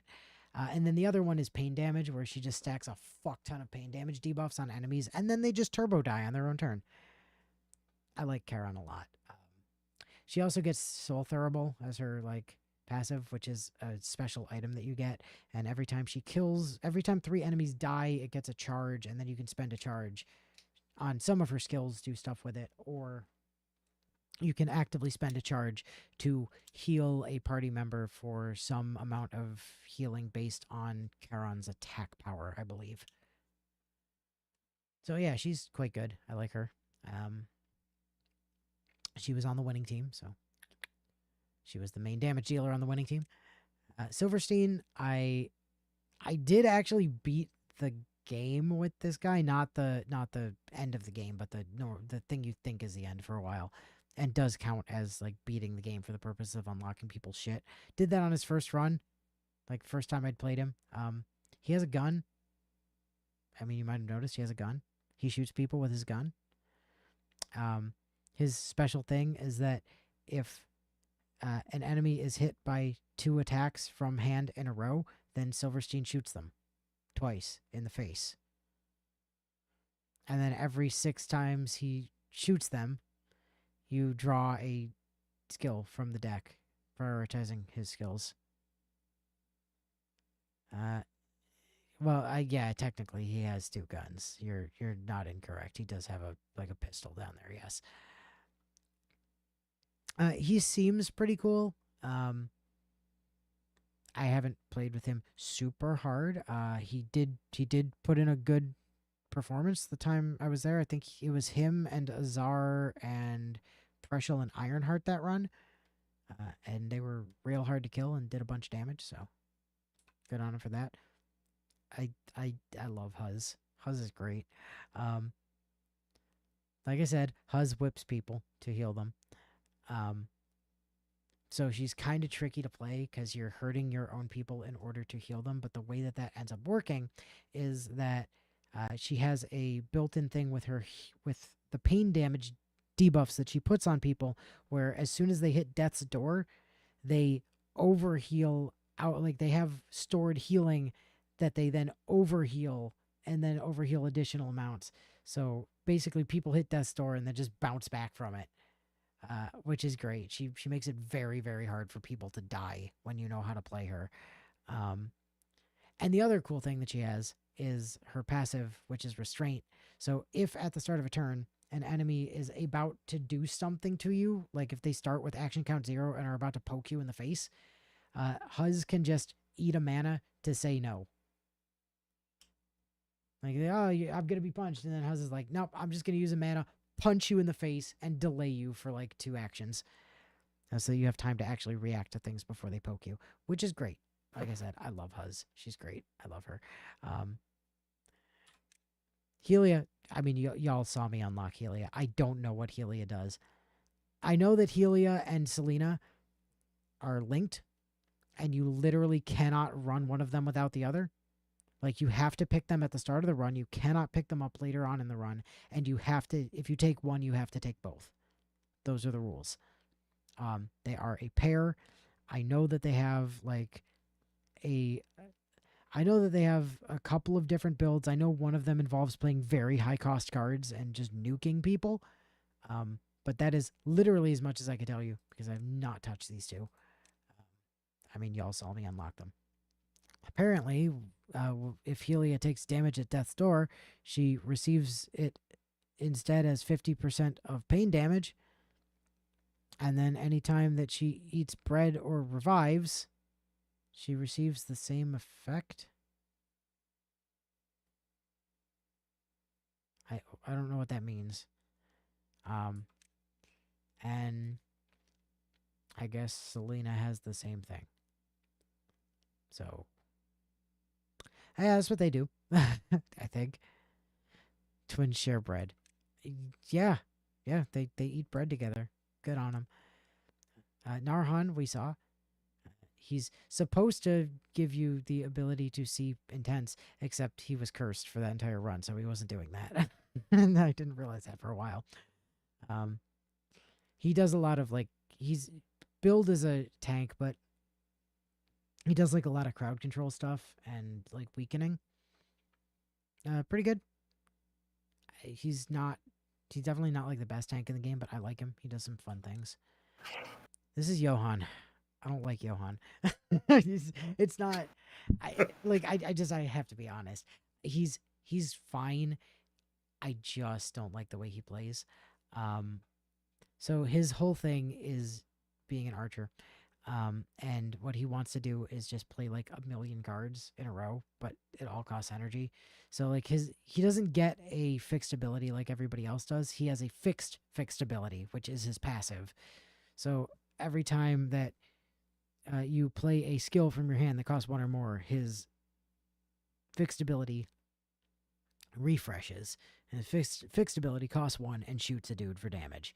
So like you shoot a dude for damage, then you play a card that costs 1 or more, then you shoot a dude for damage, and now you've already spent at least 3 energy. But then if you play another one, now you've spent 4 energy, but his skill's back up, so you shoot him again. Now it's 5 energy. He's very very energy hungry. He is like a mid game recruit Fire Emblem Archer. You're not incorrect. He's fine. He's absolutely fine. I don't care for him that much. I did this. This was the guy that I cleared the. Remember that boss that I said no, I don't want to fight Inquisitor Julius. Yeah. The time I fought him, I had Johann with me. Like the time I beat Oh, him, Johann was there, um, because it was kind of part of like a quest that he gave me. Anyway, not a fan of Johann. He's fine, but like not really my play style. not really my preferred method of like play. There's probably a combination you can do with him to make him like insane, but I haven't. I certainly didn't have it, so it was rather scuffed. Like I said earlier, Ilya is Zenitsu, basically. This dude just does a lot of lightning based sword things, and gets drunk. True story. Um, his passive is having vodka. That's not a joke.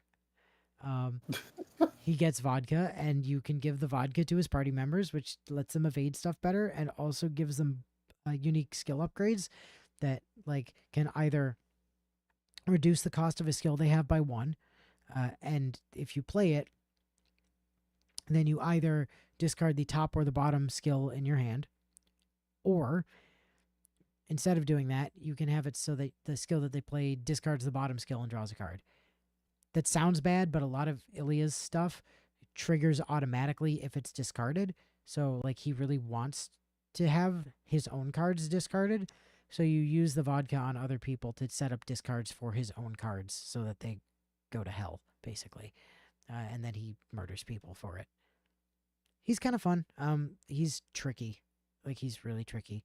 I had good success with him, but he's kind of weird to use. Did clear the game with him, not the final. I should stop saying that. We've gone over who I cleared the actual final boss with, but it wasn't him, not yet. Anyway, Laren. I mean, this is the first run I'm doing with Laren. You've seen what Laren does. Um, you've seen what Laren is supposed to do, which is healing. And then I got all of her damage cards, which I mean, eventually turned out to be kind of good because that's the only reason we beat that one boss. But I would have But preferred for her normally to be. no. I would have preferred for her to be more healing. And Mobius Strip is busted to hell. Mobius Strip just lets you go infinite if you get it. She has like multiple different rare cards, and Mobius Strip is just one of them. And yeah, so Laren, Laren, good. She also has the ability. I didn't use it because there wasn't anything stock, but she can craft stuff at the campfire. It costs like 100 money to do, and you have to use something of the same tier. But if you get like a relic or a piece of equipment that you really don't care for, but you had something on the previous playthrough that was really good, you can often swap it out for it, which is pretty cool. There's a specific relic in the game that says like anytime that you would have only 2 cards in your hand, draw a card. And it's pretty much the best relic in the game.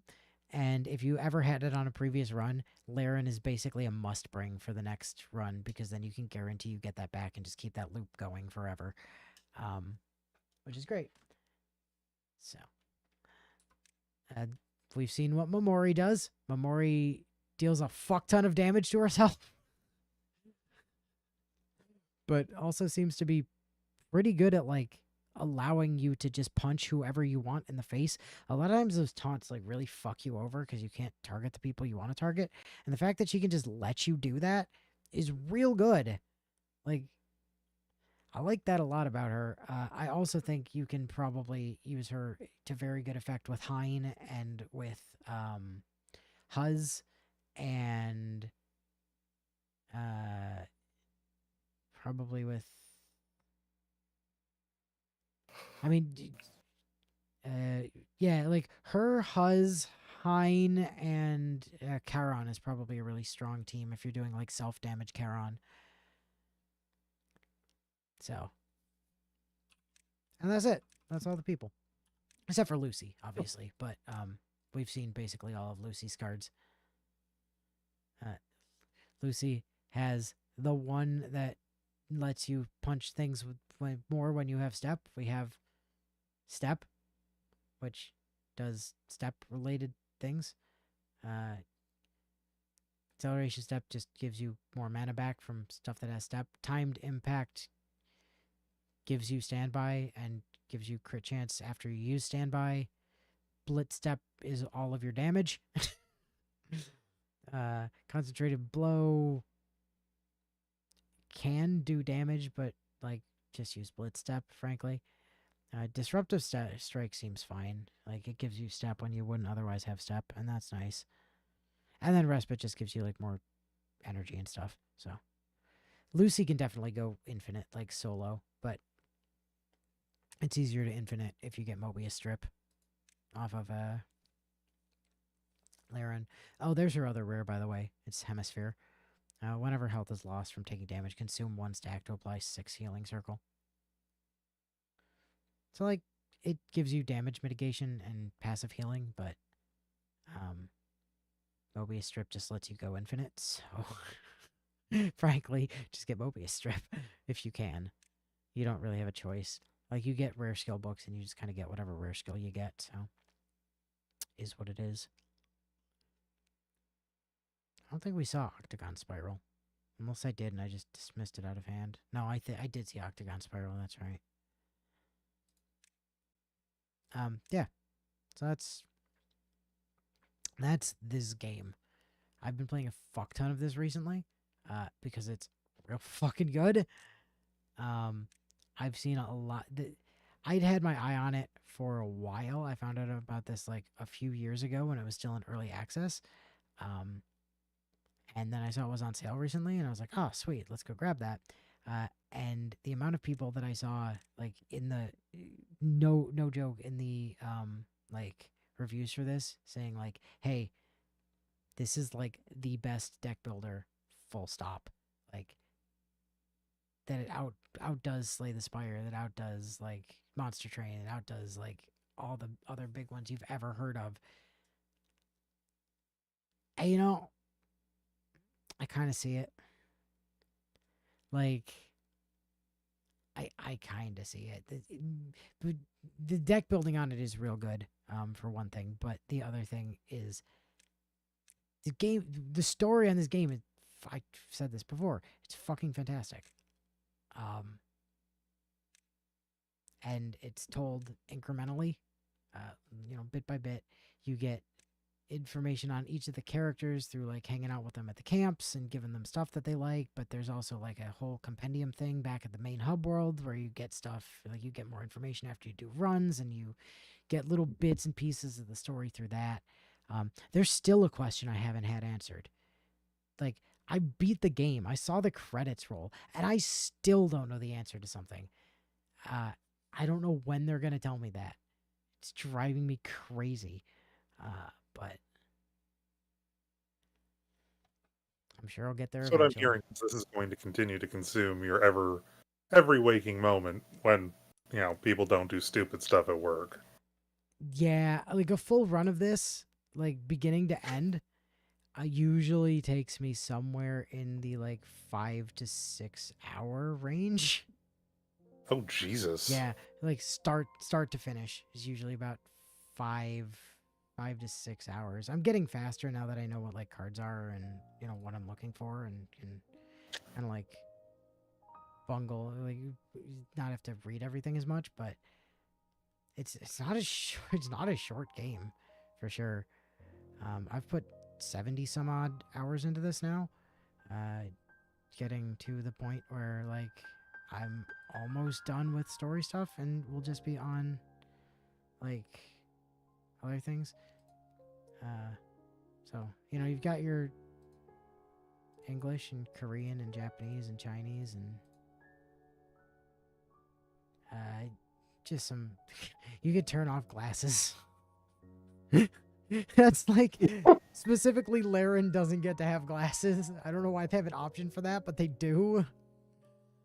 There's also this one that like changes content for background content. It changes the Shiranui illustration. I've never turned this on. I don't know what that does. I'm going to have to turn that on at some point and see what it does to Shiranui, but I'm concerned, so I don't want to do that on stream.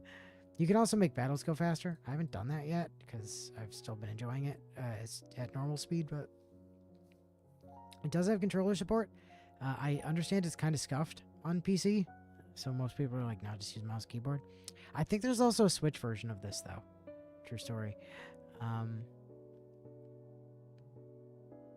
I like conversation. Oh, yeah, you can just shut people up in battle. Cancel. Cancel. I didn't actually change the language. You just thought I did.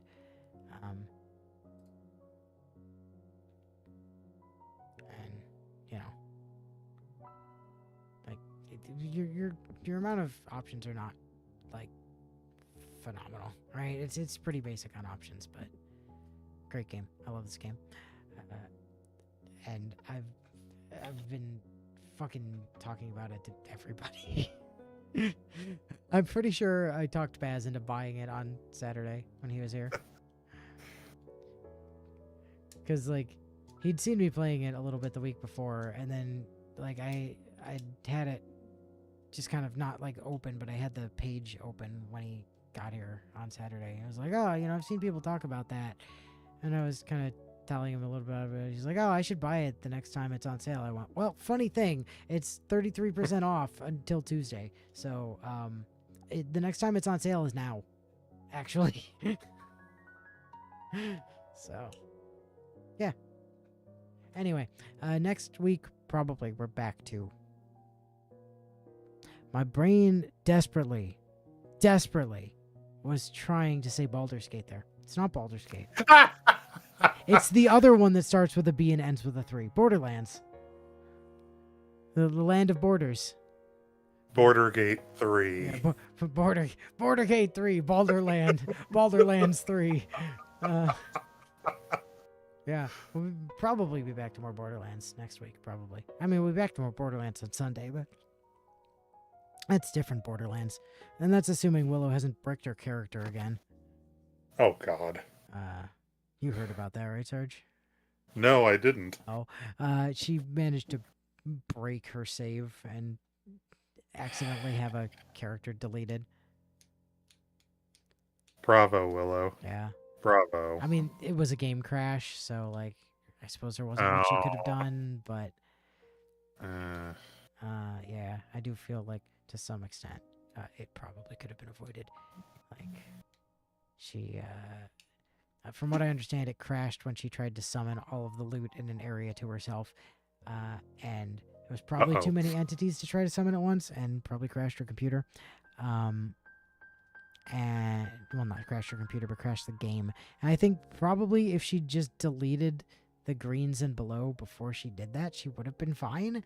But I probably would have deleted a lot of the entities in that regard, yeah. But I don't think she did that, probably. So I would imagine that was part of it. But yeah, as Bio says, 2 and TPS don't like crashing very much. Bio knows you know all about that, don't you, Bio? Yeah, when Willow said that happened, I said, well, Bio will know how you feel. Yeah. Yeah, unfortunately, yeah. So yeah. Anyway, till next week. Yep. Laters.